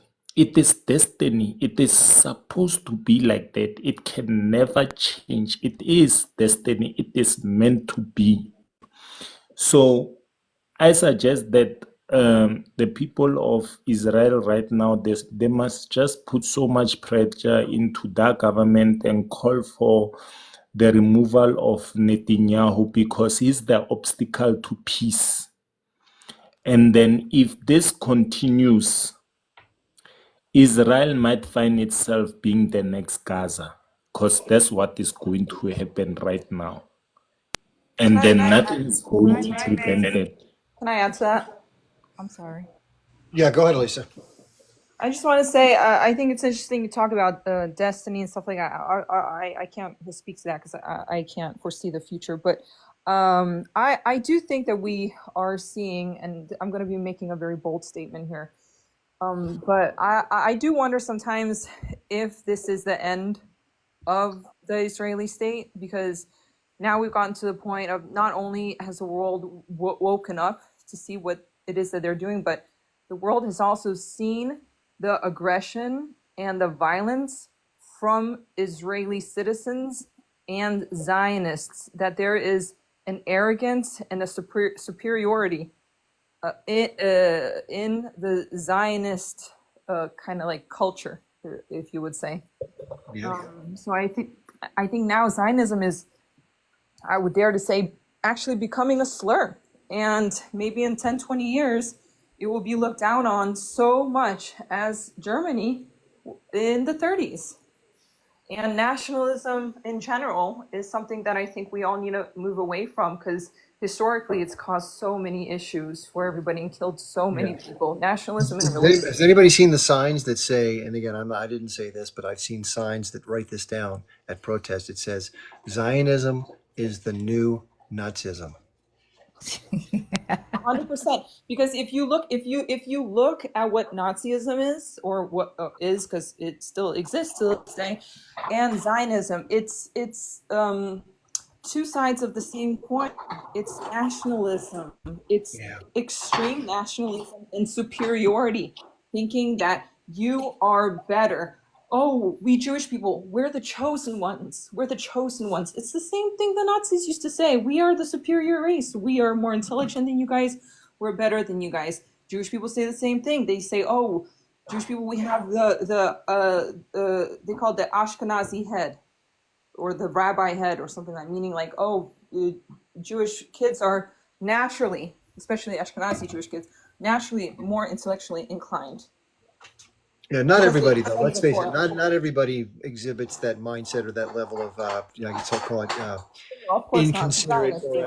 It's very condescending and arrogant type of thinking and behavior. I think that the way that Lola chose to come on here and communicate was indicative of that. She probably has it within her to not behave that way, and hopefully she'll show that in the future, because we want to have a thoughtful conversation with people. We just don't want to have it be based on talking down to folks, because that doesn't work for anybody. But I want to respond to that, Chip. You're absolutely right. And I think that's what's so difficult to reach any type of agreement with people who are Zionists, because my cousin, for example, he, I think he was born in Israel, but he doesn't speak Hebrew, and he is a self-proclaimed Zionist, and he's Jewish. I'm Jewish by descent, but he grew up Jewish. I didn't grow up Jewish. And he also spoke like that to me, like so arrogant and so condescending. And he literally told me that I was stupid. He literally told me I was stupid. And I'm like 15 years older than him. Anyways, not that age matters, but it's like, it's like I think we need to start thinking about the psychology of Zionism, because if you're a person that is arrogant, you think that you're better than other people, it's impossible to negotiate with you. It's impossible to find common ground, because there will never be common ground if you think that you're better than other people. Yeah. And I think this whole thing of saying we're the chosen people, Zionists, they took that and they ran with it, and they used it in order to make the Zionist population believe that they are actually better. And because they are better, they have the right to do these things. Yeah, it's an unfortunate reality. It bothers me a lot because, of course, being in the position I'm in, I have a chance to interact with a lot of folks, and I was even on a live earlier today with Daniela Amar, who, was, in fairness to Daniela, being reasonable for most of the live in terms of giving a fair shake to the conversation. Was It she? is what it is. I saw But you. Was she? well, I think as best as she's able to do so. I think she doesn't run a panel the way that I would hope that she would, the way that I try to. But for her, it was one of the better versions for her. But then she came back into the lecturing mode towards the end, like, let me tell you something. Let me explain to you how this works. Let me tell you how it's going to be, like all this stuff like this, these proclamations. And she said very clearly, she says, we don't care what anybody else around the world thinks. And I think that's a really important indication of that the Israelis are used to acting with zero accountability, that there's total lack of impunity. They don't seem to care about anything. This is the government, of course, I'm talking about. But a lot of the people who support the way the government's behaving feel that they're invincible, that no one can touch them, that nothing can stop them from what they want to do. And when you get to the point in life when you think that way, and you just completely disregard and dismiss others as if they don't matter and they're irrelevant to the future, it doesn't usually work out too well. No, it's shooting themselves in the foot, because if you look at it from a rational perspective, if I'm a Zionist, right, and I want to convince other people of my purpose, I want to convince other people what we're doing, what the Israeli government is doing is correct, is the right thing. Bashing other people, talking smack, talking down to other people, being arrogant, condescending, that doesn't help your purpose. So it's just, I laugh because it's like, Zionists are very, very stubborn in trying to make their point come across, but their method is very immature and unproductive, and they're just making the situation worse for them. Lola, I mean, Alisa, you, honest to God, took all the words out of my mouth. I just want to say I resorted to start watching Israeli news from within Israel, and to find out that they truly tell it like it is, that we don't hear here in the United States or elsewhere. Okay, they're truly are in a turmoil. They're saying, this is them saying that they're losing the war with the H group and their losses and what is going on and all that stuff. So the world is watching. The world is watching, and nobody's hating anybody, but the world is watching, and their action speaks louder than their words. Like today, a Palestinian mother, if I may, was so happy and rejoiced that she found her son's head so she can collect it and give her son a proper burial. Okay? I mean, they see it that they're defending themselves. And defending yourself against whom? And for all those folks who say, the H group, get them out of there, we feel bad. Please, please understand, the H group is the Palestinians. They were made up of all these young people who have nothing more to lose. They've lost everything. They want to liberate the land. They want their freedom also. So they did it to themselves. They're doing what they think that they are above the law, okay? And people are watching, and people have had enough of them. And that's what it is. That's exactly what it is. If somebody really wants to know what's going on within Israel, go watch their news. They'll tell it like it is. And they're angry with Netanyahu. They're angry with Ben-Gvir. They're angry with everybody, okay? And let me tell you something else. Oh, sorry, go ahead. I don't want to cut you off. Please, go ahead. No, I mean, I swear to God, I was going to say, but you said it, and I have nothing else to add except what I did. Please. Thanks, Kitty. No, that was a great addition. You remind me of something else. So I'm reading the book, The 100-Year War by Rashid. Chip, you recommended this book, so I did what you told me to do, and I started reading it. And it's really interesting. And one thing that I learned from this book is that when Herzl, he wrote his manifesto on Zionism, there were people that lived in the region who asked him not to come. They told him, if you guys will go through with your project and you start colonizing this land, that means that a bunch of people will need to be displaced. They were literally, these Zionist leaders were told that it will cause major damage. Yeah. And they knew. So what's interesting to me is that the Zionists, they keep using the excuse, oh, we're under attack. Look, Lebanon hates us. Egypt hates us. Iran hates us. Everybody hates us. We're just so innocent here. But everybody wants to attack us. Well, you know what? History tells us that they knew that it will cause issues. They still came, and they were way worse than they ever promised that they would be. It's not like they said, okay, we're going to kill unalive a bunch of people. They didn't say that.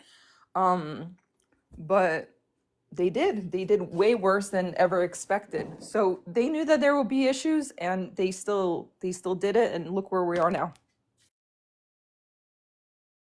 It is what it is. I love coming up on Chip's lives because I feel every time I come, not to toot your horn, Chip, I really appreciate you and respect you. Every time I come up on your lives, I learn even more and more and add to my, education of it, and a fair person, and on both sides of the aisle. And I appreciate that you allow us to come up on your platform and speak our minds, and, with kindness, of course. And I always, I don't know, I always praise what you're doing for us as Palestinians, and for everybody. Actually, you're fair on both sides. You give both sides the opportunity. May it be right or may it be wrong. And I just want to say, for those who keep continuing saying that the T word for the H group, the T word, please understand, there's children who are 10 years old, 5 years old, maimed, no legs, no arms, half of their face is gone. They have to live with that for the rest of their lives. People are watching. Everybody's watching.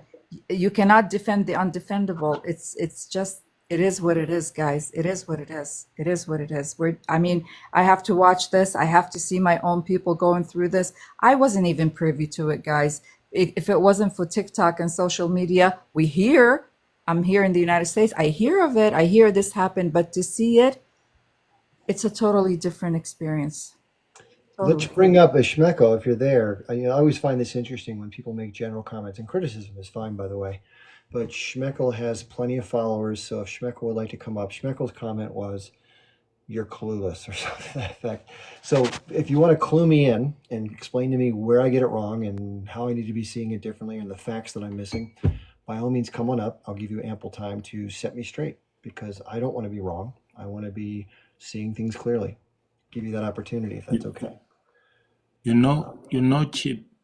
Chip, what is happening? What is happening is that you've been there for so long. You've worked your way all the way to the top. You've been through a lot. You've seen a lot, and you know too much that many people who think they have experience. In fact, the only people you find out trying to compete with you, they don't know anything. They're still young. They haven't seen anything yet, and yet they think they know. That's the problem. You see, you find yourself where you have seen a lot, and you have read a lot, and you have experienced a lot, and you become someone who always try to keep your distance and try to give people platform so that you can analyze how they think and how they speak. And you find out that most of the people who are speaking are just amateurs, people who have no knowledge or who have no idea of what they're saying. But they think what they're saying is actually what they think. But it's not what the whole world thinks. You understand? So at the end of the day, you just need to keep your cool, give the people the platform, and you just listen to them. But at the end of the day, it does not matter what kind of conversation we have or how we're going to try to interject against each other. The fact remains is that you know what you know and I know what I know, but you might find out that you know more than what I know because you've got experience, you lived through it, you've seen it, and you know what is already happening because of your age. Age comes with experience. And when you are still young, you must learn. You must actually go on and find out what is really happening out there. Don't just come with your mind and say you know. You do not know until someone shows you. So some of us, we go on to this Al Jazeera, CNN, Fox News, whatever. We hear what we hear, and we're going to try and create the idea of what we hear, but we do not know what is really happening there. So it is for someone who is actually there to show us what is really happening and to also explain to us what is actually happening. We're only gonna believe the propaganda that we hear because there's always two sides of the story. And me, most of the times, I follow many things. There's this other platform called Reds. I don't know many Reds, people have heard of REDS, yeah, it. Reds. Yeah, Yeah. yeah. I follow many. You know, on my Telegram, I've got so many groups. I've got the age groups. I've got the IDF. I've got Iran. I've got everything. I've got the whole kind of groups that you can not imagine. Everything that is happening in Rafah, Gaza, anything that is happening to South Israel, North or whatever. The only thing I find out there, I just watch all the videos. Those are coming out. And everything that I see, I do not see on the news. You can't see it on CNN. You can't find it on Fox News. You can't find it anywhere, but already you are watching it and it's already happening. And after, when it gains more attention, where people are trying to actually pay attention to it, that's where you find this propaganda media starting to show off and saying, no, this is what exactly is happening. But you've been seeing it for such a long time and you've been seeing what is already happening there. But the half-baked propaganda media won't show you what is happening. So at the end of the day, the most powerful tool in the world is social media. And the most powerful weapon is a camera.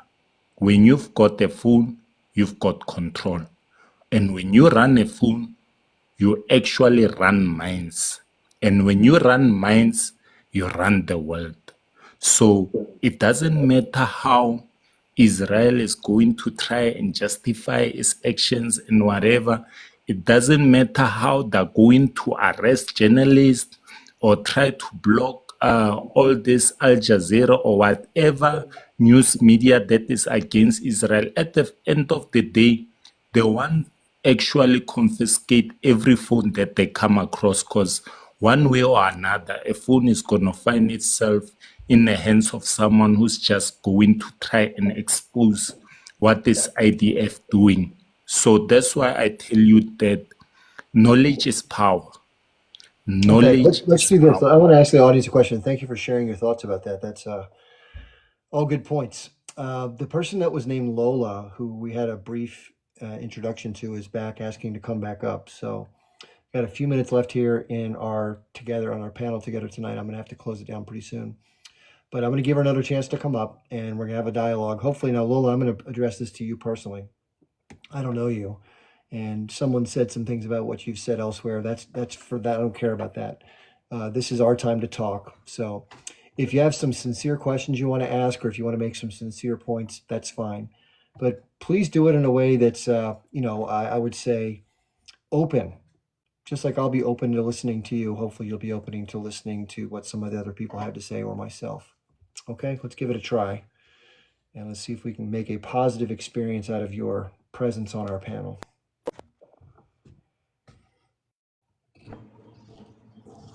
Welcome, Lola. Welcome back. What did you want to share? Oh, hello. Hello. How are you? I'm doing okay. Hopefully you're good too. Oh, thanks. I'm glad that you're good. So I really like why like when it became Palestine? Really? You're wondering when the region became referred to as Palestine?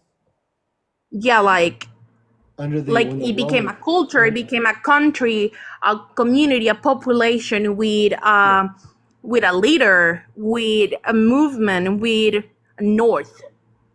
Yeah, sure, I'll address that. So the region, after the Romans conquered the region, the name that they gave to the territory, it wasn't a nation state, it was a territory, was Palestine or Palestine in other languages or other pronunciations.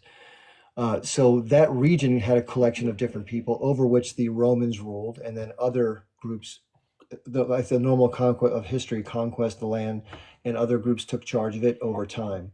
So during the period of time it was called Palestine, the people that lived there on that land, that most of whom had lived there for long, many generations, were people of Jewish origin and of Arab descent on that land. Now, the religious activities that they practiced differed based on the time and the conditions under which they lived. Some Jewish people who were from the region actually practiced Islam because they had different economic incentives to participate in one particular culture or religion over another at different times. But generally speaking, you have a lot of people who are Arab in the region who mostly practice Islam. You have some Arabs there that are Christian.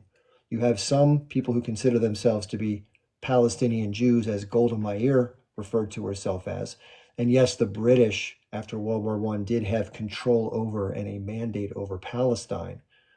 But it doesn't mean that the people, the Arabs who lived in the region, who made up the majority of the population during the 1900s until about the late 30s, when the population shifted dramatically. It was still a vast majority of Arabs, but the Jewish population rose dramatically with immigration.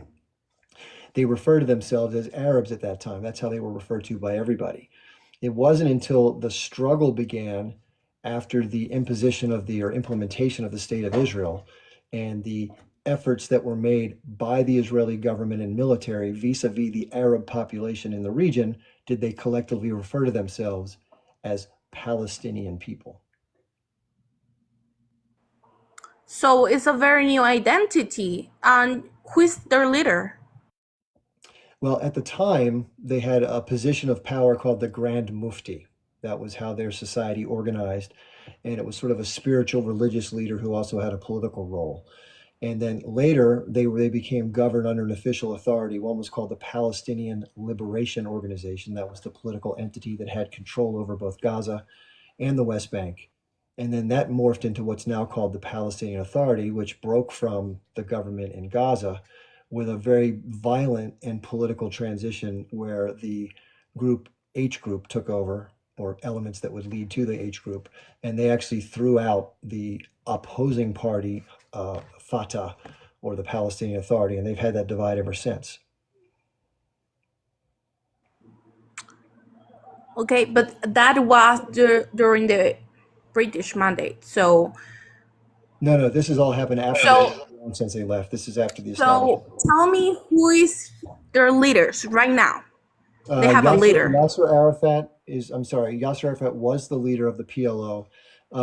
Mahmoud Abbas is his Western name, is in charge of the Palestinian Authority. And there's a coalition of leadership that some of which are located outside the country and some of inside of Gaza that lead the H group in their administration of the territory of Gaza. You're still not telling me one leader that represents the full population. There isn't one. That's the point. There's the point. They broke politically because the part of which was unfortunately fueled by the Israeli government. If you look at Prime Minister Netanyahu's public statements, this is all on the historical record. He said that the number one thing to be done to prevent the emergence of a Palestinian state is to create a political divide between the government inside of the West Bank and in Gaza. In other words, he said diverting funds and making them available to H group is an important part of our future of preventing the chance for a Palestinian state. MST, please mute yourself. I can barely hear Chip. Yeah, mute yourself, MST, please. I'll do it. Okay, there we go. So are you trying to say that because of the fragmented leadership that the identification of people as being Palestinian is somehow invalidated? Or are you saying because they don't have a single leader in a contiguous state that they're not a viable entity? It's What is the argument you're making? it's just it's like a baby that can be aborted. It's not like there's not identity fully create. It's too young. It's too abstract. Too lack of history. They can be Egyptians, they can feel like that, but they feel Arabs, and then they were called Palestinians in some point in the story that was too young. It's like a baby that is not ready to be born, and at that point it can be aborted. Well, I mean, couldn't the same thing have been said about the desire to form the state of Israel? Could it? I mean, that terminology is a little bit crude, but couldn't it have been averted rather than establishing itself? So I think framing it that way is a little disingenuous because it depends on from which side of the fence you view it. And if you understand the history of what actually happened during the negotiations and the delineation and the framework of the political lines that were drawn as a part of the creation of the state of Israel, it did involve, and even historical members from the Israeli community, even Benny Morris acknowledges this, who writes from a very pro-Israel perspective, that it did involve the dispossession and cleansing of hundreds of thousands of residents who had been there for centuries. And in order to make room for the state of Israel, they were forcibly removed from their land. Some left with the promise they'd be allowed to come back. Many had adjacent villages massacred, and they left because they saw that. And others were directly unalived by what were considered to be Zionist terroristic gangs at the time, the Stern Group, the Haganah, and others. Can I also just add, Lola, I just want to let you know, just so you're aware, that what you just said is the same type of language and idea that Nazi Germany used to use. Schmittler used to say stuff like that. Oh, the Jewish people, nobody wants them. Nobody wants them. They don't have anywhere, we have to get rid of them because there's no country for them. So we have to get rid of them. It's the same thing that you're saying. You're saying, No, I'm not. Yes, it is. It's exactly the same thing. It's the same. If you're willing to listen, good. If not, For the first time in my life, I don't. Hold on, we don't want to talk over each other. Give me a sec. So, Lolo, here's what I'm trying to figure out.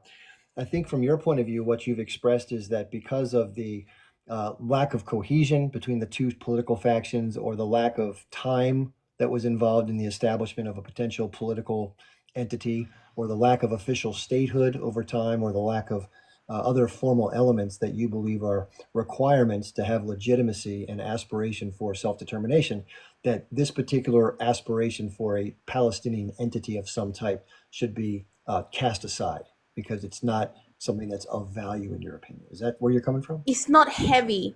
It's not heavy enough to be an identity, From a whose collective perspective? identity. From whose perspective? Because they come from, they were Arabs, they were Egyptians, they were now refugees, now they are Palestinians, and they were under a mandate and other mandate and blah blah blah and other empire, and I can keep away with history, which is too young. I'll tell you one history, Lola. It's a baby that can be aborted. Hold on. This is important. Hold on, Kitty. So Lola, I mean, what I'm trying to say when you make the claim that it's not heavy, and it's not something that's necessarily, let's say, needs to happen from your point of view. That's why I said from whose perspective, because maybe from your perspective, you feel it's not legitimate or whatever things you're using to describe the aspirations. But there are a lot of people who see it differently than that, and they believe that their aspirations for their future are equally valid, if not maybe more so because of what happened to them in previous generations. That their interests shouldn't be ignored entirely. Why should the interest of one people be held as valid while the interest of another people be considered to be, in your terms, abortable? Okay. Okay. Culturally, they have like. Tell me what is their lemma, their voice together. What they're searching for. What I believe they want, again, I'm not a Palestinian, but what I believe they want based on what I've learned is they want to have they have a common bond to each other based on their history, their culture, and the land on which they've lived that has shifted, unfortunately, involuntarily since 1948 and then again in 1967.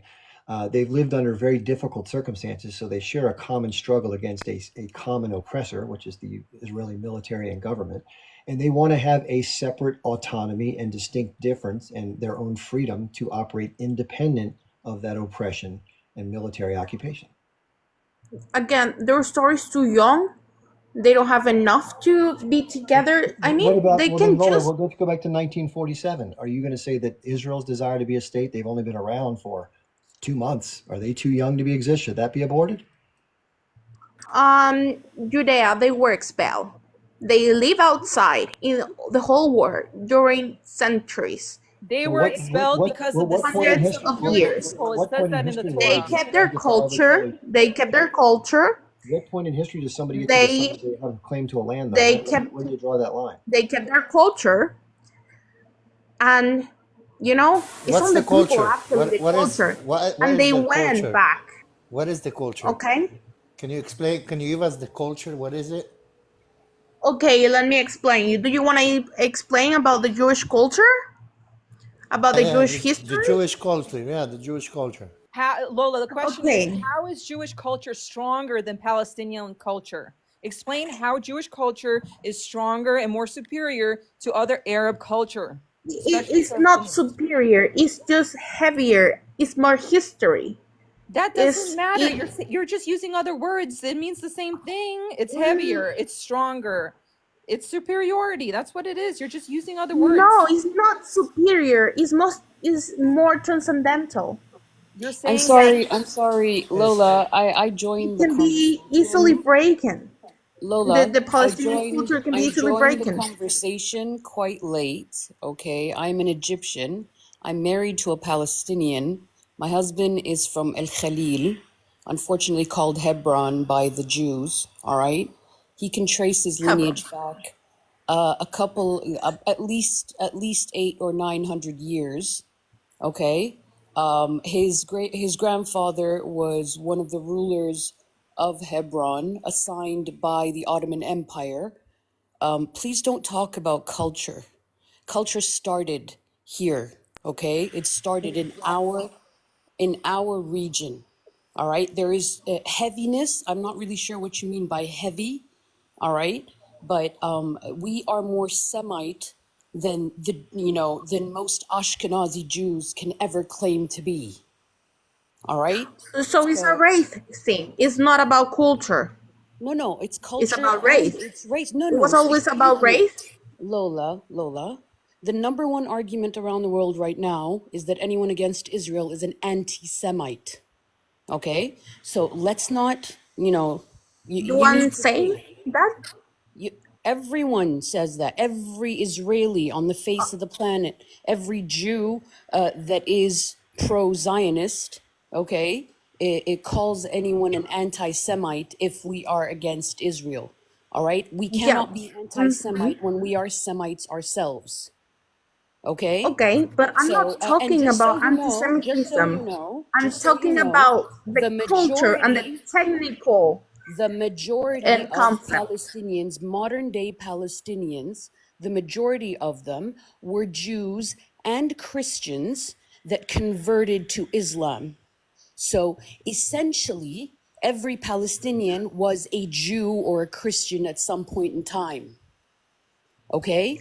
So basically, these Ashkenazi Jews, these that came from Europe because they were persecuted by Europeans, all right, and came and took over the land from the indigenous people, are basically murdering their own ancestors, their own people that they came from. Do you understand, Lola? Do you understand heaviness? This is the heaviness of the Palestinian culture. I think your heaviness is full of, let's say, primitive feels, sensitive, and it's just not enough for me. It's Excuse me, not what do you mean something sensitive? intellectual. It's not something that goes beyond. It's not something that Lola, goes beyond. You what know, is for one soul. Israeli? person, Hold on, Lola. Kitty, hold on. Lola, give me one Israeli dish, one Jewish dish, one dish. She'll probably say hummus or shawarma, which isn't Israeli. Let's see what she's gonna say. Let's see what she's gonna say. Okay, Yep. they Yep. they become Muslims. They became Muslims, and No, give me actually, the one people. dish, You're not. one Oh Jewish my dish. God! You made the wrong question. Oh, okay. One dish. Lola, I think it's fair to say that food and culture are very closely intertwined. Would you agree? It's not something that is thousands But of would you agree years. that food and culture is intertwined? Forget about this example. Would you agree with that in general? Why does everybody think you're Mexican, Lola? Where are you from?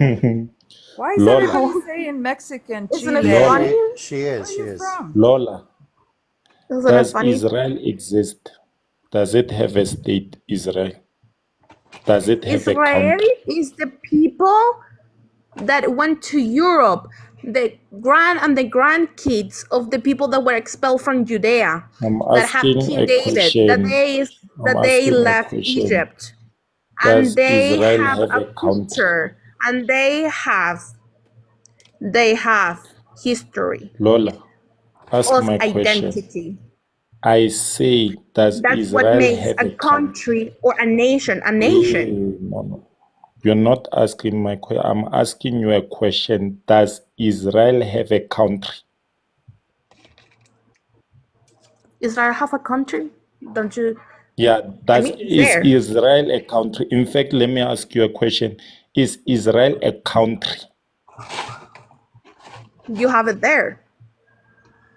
No, I'm asking you Have a taken so very many simple ships, and now question. it's a country Is because Israel they have a a culture, country? they have an identity, No, they have a you're not asking story. me. Hold on, children. Don't tell me Children, about hold on. stories and all Can I that. I'm ask you a asking you question? a very Hold on, simple children. question. Are She you a said Mexican yes. Israeli? Yes. Are you from Mexico, Lola? Somebody just looked up your page. Are you claiming to be indigenous to our land and you're from Mexico? I never saw an Israeli. She's just getting paid to do so. Oh, yes. Okay, guys, I have a Wait, question. oh, I you're have making a genuine suppositions question. because now someone needs to be from a land to No, now we talk on have behalf of. somebody pretending to know history and everything, Lola, and they crap shit. Lola, are you Mexican? Do you understand that the Mexican culture is I'm not talking about the indigenous people. I'm talking about the Latin Mexican culture is a result of colonization from Spain. You do understand that, right? So if I was Yeah, it's a very different story. under that particular logic, Hmm. the Mexican Latino culture is not heavy at all right? It has no roots Oh because yeah, the original roots, they're if we're 200 trying to, years or more. excuse me? If they were like 10 years or even 20, and there were not be in other people that identify with other this kind of Mexico before, I could say No, it's abortable, but Lola, it's not. she's not It's already Mexican. 200 years. She's Jewish. Lola, So the most strongest, there the are most stronger Bibles with means. I'm so with sorry. Palestine in them I got bored. Okay. that are 300-400 years Do old. you agree with the Lola, Okay. she's deportations of? not a Oh, she left. Oh my Mexican. She's God. a Wow. All right, so Jew. real quick, You're Wow. let me hysterical. just address I Mr. ask Cohen. her a very She simple ran. question. One sec. You know Let what, me just Chip? I address something. wish, I Most, wish most I. people that drop down just they tend to listen in for a sec. So Lola, let me share one observation after listening to you. It appears based on I'm a third party. I don't have a dog in the hunt. I'm not Palestinian. I'm not Israeli. I don't live in Mexico. I'm a U.S. person. Maybe I have my biases, but it sounded like what you're saying is that the people who refer to themselves now as Palestinian, but by everyone else's language, were called Arabs over the history of the region. You're saying that because the modern identification as Palestinian Arabs, that delegitimizes the long-standing culture that they've had in the region, and that somehow it's not as quote heavy as other cultures or other identities, is simply taking one side of the fence and claiming that your side's the right one and the better one. Because actually, believe it or not, because of the way things have come together with migration and ways of life, I would argue that the real depth and richness of culture, as I understand it, is actually much more heavier on the Arab Palestinian side because of the much longer time frame in which most of the people who are from that region have continued to live there. There aren't a ton of immigrants coming in from Europe and populating the area. There are people that are from the area. They've just been marginalized by an emerging state that's decided to use its overpowering military and might with political backing to oppress the people that used to live in the entirety of the region. Culturally, they can't hold a candle to the people that have been living there for a long time. That's why they asked you to name one dish that's sort of culturally relevant to the region, and you couldn't. And there's a reason you couldn't do that, and they could probably reel off 20 or 30 because their culture is heavier. Got it? Okay, good. I'm glad we talked about that. Can I go real quick? I'm gonna drop after. Go ahead. Yep. It's funny. I've heard this from multiple and on multiple Zayo lives is that they blame their exile on the Muslims, which was crazy because they also admit that it was the Romans that exiled them, but they want to blame on whoever was in Palestine. But the facts are is that when the entire Islamic religion came about and started picking up strength, they went and liberated Jerusalem from the Romans and allowed everybody to come back in. So their culture technically does exist as Palestinian culture from the time the Muslims allowed them back into Jerusalem. And they were never exiled from that point, even past the Ottomans until this whole shenanigans started happening in the 1948s. Because after Islam came, they were never exiled from the Middle East, from anywhere. Actually, TLX Salah ad-Din also brought when he went into Jerusalem also brought back the Jews who were exiled by the Crusaders. I mean, Correct. That's because we lost a battle for Jerusalem. They were able to take it back, but then we went and we tried to make peace, but that didn't work out, so we took it back again. And at the time, they did kick out the Jews. And no, I mean, you're right, Salahuddin allowed them back in. So it's true. the It's fact true is, that Muslims have the Arabs, so to speak, the Muslims have always kind of backed the Jews all the way up to 1948, to be honest. All right, and it's always come back to bite us. so I it's just true that go ahead. so it's true that Israel is not a country; it's an occupied state. Thank you very much, Chip. I appreciate you and your platform. I need to go. Thank you all. Thank you for having me. Thank you. Beautiful conversation. Thank you all. Have a great evening, Okay, everyone. Katie, take care. Good to see you. Thank you. Let's go ahead and we have a couple new visitors here. We have Rushkill and I can't say the name. I apologize. I say or something. I say. Go ahead, Rushkill, if you're ready. Yeah, I mean, I honestly joined just to talk to Lola, right? Because Oh, sorry I'm about that. no, it's all good. I'm glad she's off the live. Honestly, we don't need to platform people like her. But I mean, I get it. Yeah, I just wanted to kind of yeah, but it's over now. I think Well, you guys are if she more were than listening right qualified now, to. what would you want to say or ask her? Oh yeah, I mean, when you guys were asking her to list some dishes, and she was saying that my culture wasn't deep at all. I'm Palestinian myself. Both of my grandmothers were from Palestine. They had to leave, after the Nakba. And, I wouldn't be born if it weren't for that situation, right? And to me, for her to say that, that's just not deep is shocking to me. I would have preferred not to be here if that means my Palestinian brothers and sisters could live another day. Okay, I wish my grandmother did not have to leave her land. I wish she didn't have to lose everything, that she held dear to her, both of them.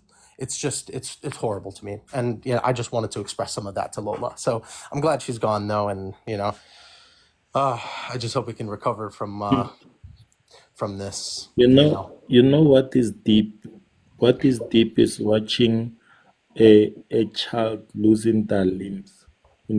Watching a child's head, or watching a child losing their legs, or watching, all these things that Children, we is, see. is, is it okay? We have one That's more person that not hasn't deep. had a chance to speak yet. Can we give them a chance and then we can come back around the horn? Is that okay? Just want to make sure that I say, is that your name? I say? Yeah. Sorry if I messed it up. No, it's okay. Don't. What would you like to share? No, it's just like I don't really. It's insane on how like Lola could like just talk about that because as a Palestinian, that just like it makes no sense. No, we have to, I'm only asking this question because I'm required to as a host, because if ever this comes up, are you over the age of 18? No, I'm 17. Yeah, they require people to be 18 or older to talk on the panels. I apologize for that. Not that I don't want to have your voice, but we don't want to lose the panel. So thanks Yeah, for I being here. understand. We'll see you in 6 months or whatever it may be. Okay, thank you. Yeah, that's too bad. I do want to let everybody know I was going to close this down around 7:45, and now it's almost 8:30. So I have some other things I have to do for my normal life. But I do want to thank everybody for being here, and for those who didn't get to speak their entire thing, come on back. I do these periodically. And this is being recorded, so if you want to hear what Lola said or what other guests said, Avi, or anything else we talked about, it'll be uploaded to my YouTube and my Rumble channel sometime within the next hour. You can get to those very easily. There's a link in my bio. It says Linktree, Chip Barnes. Click on that. It'll take you there. You'll see all the stuff you need to see. So, by the way, Maz was here earlier. I don't know if she's still here, but she was doing some moderating. I think Federico did some. So thank you to both of you for helping. And I really enjoy these. It's like some people say, it's tough to be calm and patient, but I think it's the way to go. Let people kind of talk themselves into a corner, and then we can sort of work it out. So thanks for being here, everybody. Let's keep up the good work, and everyone doing their part, which is awesome. I appreciate everybody's input today, and I will see you next time. Okay, everybody? Take care.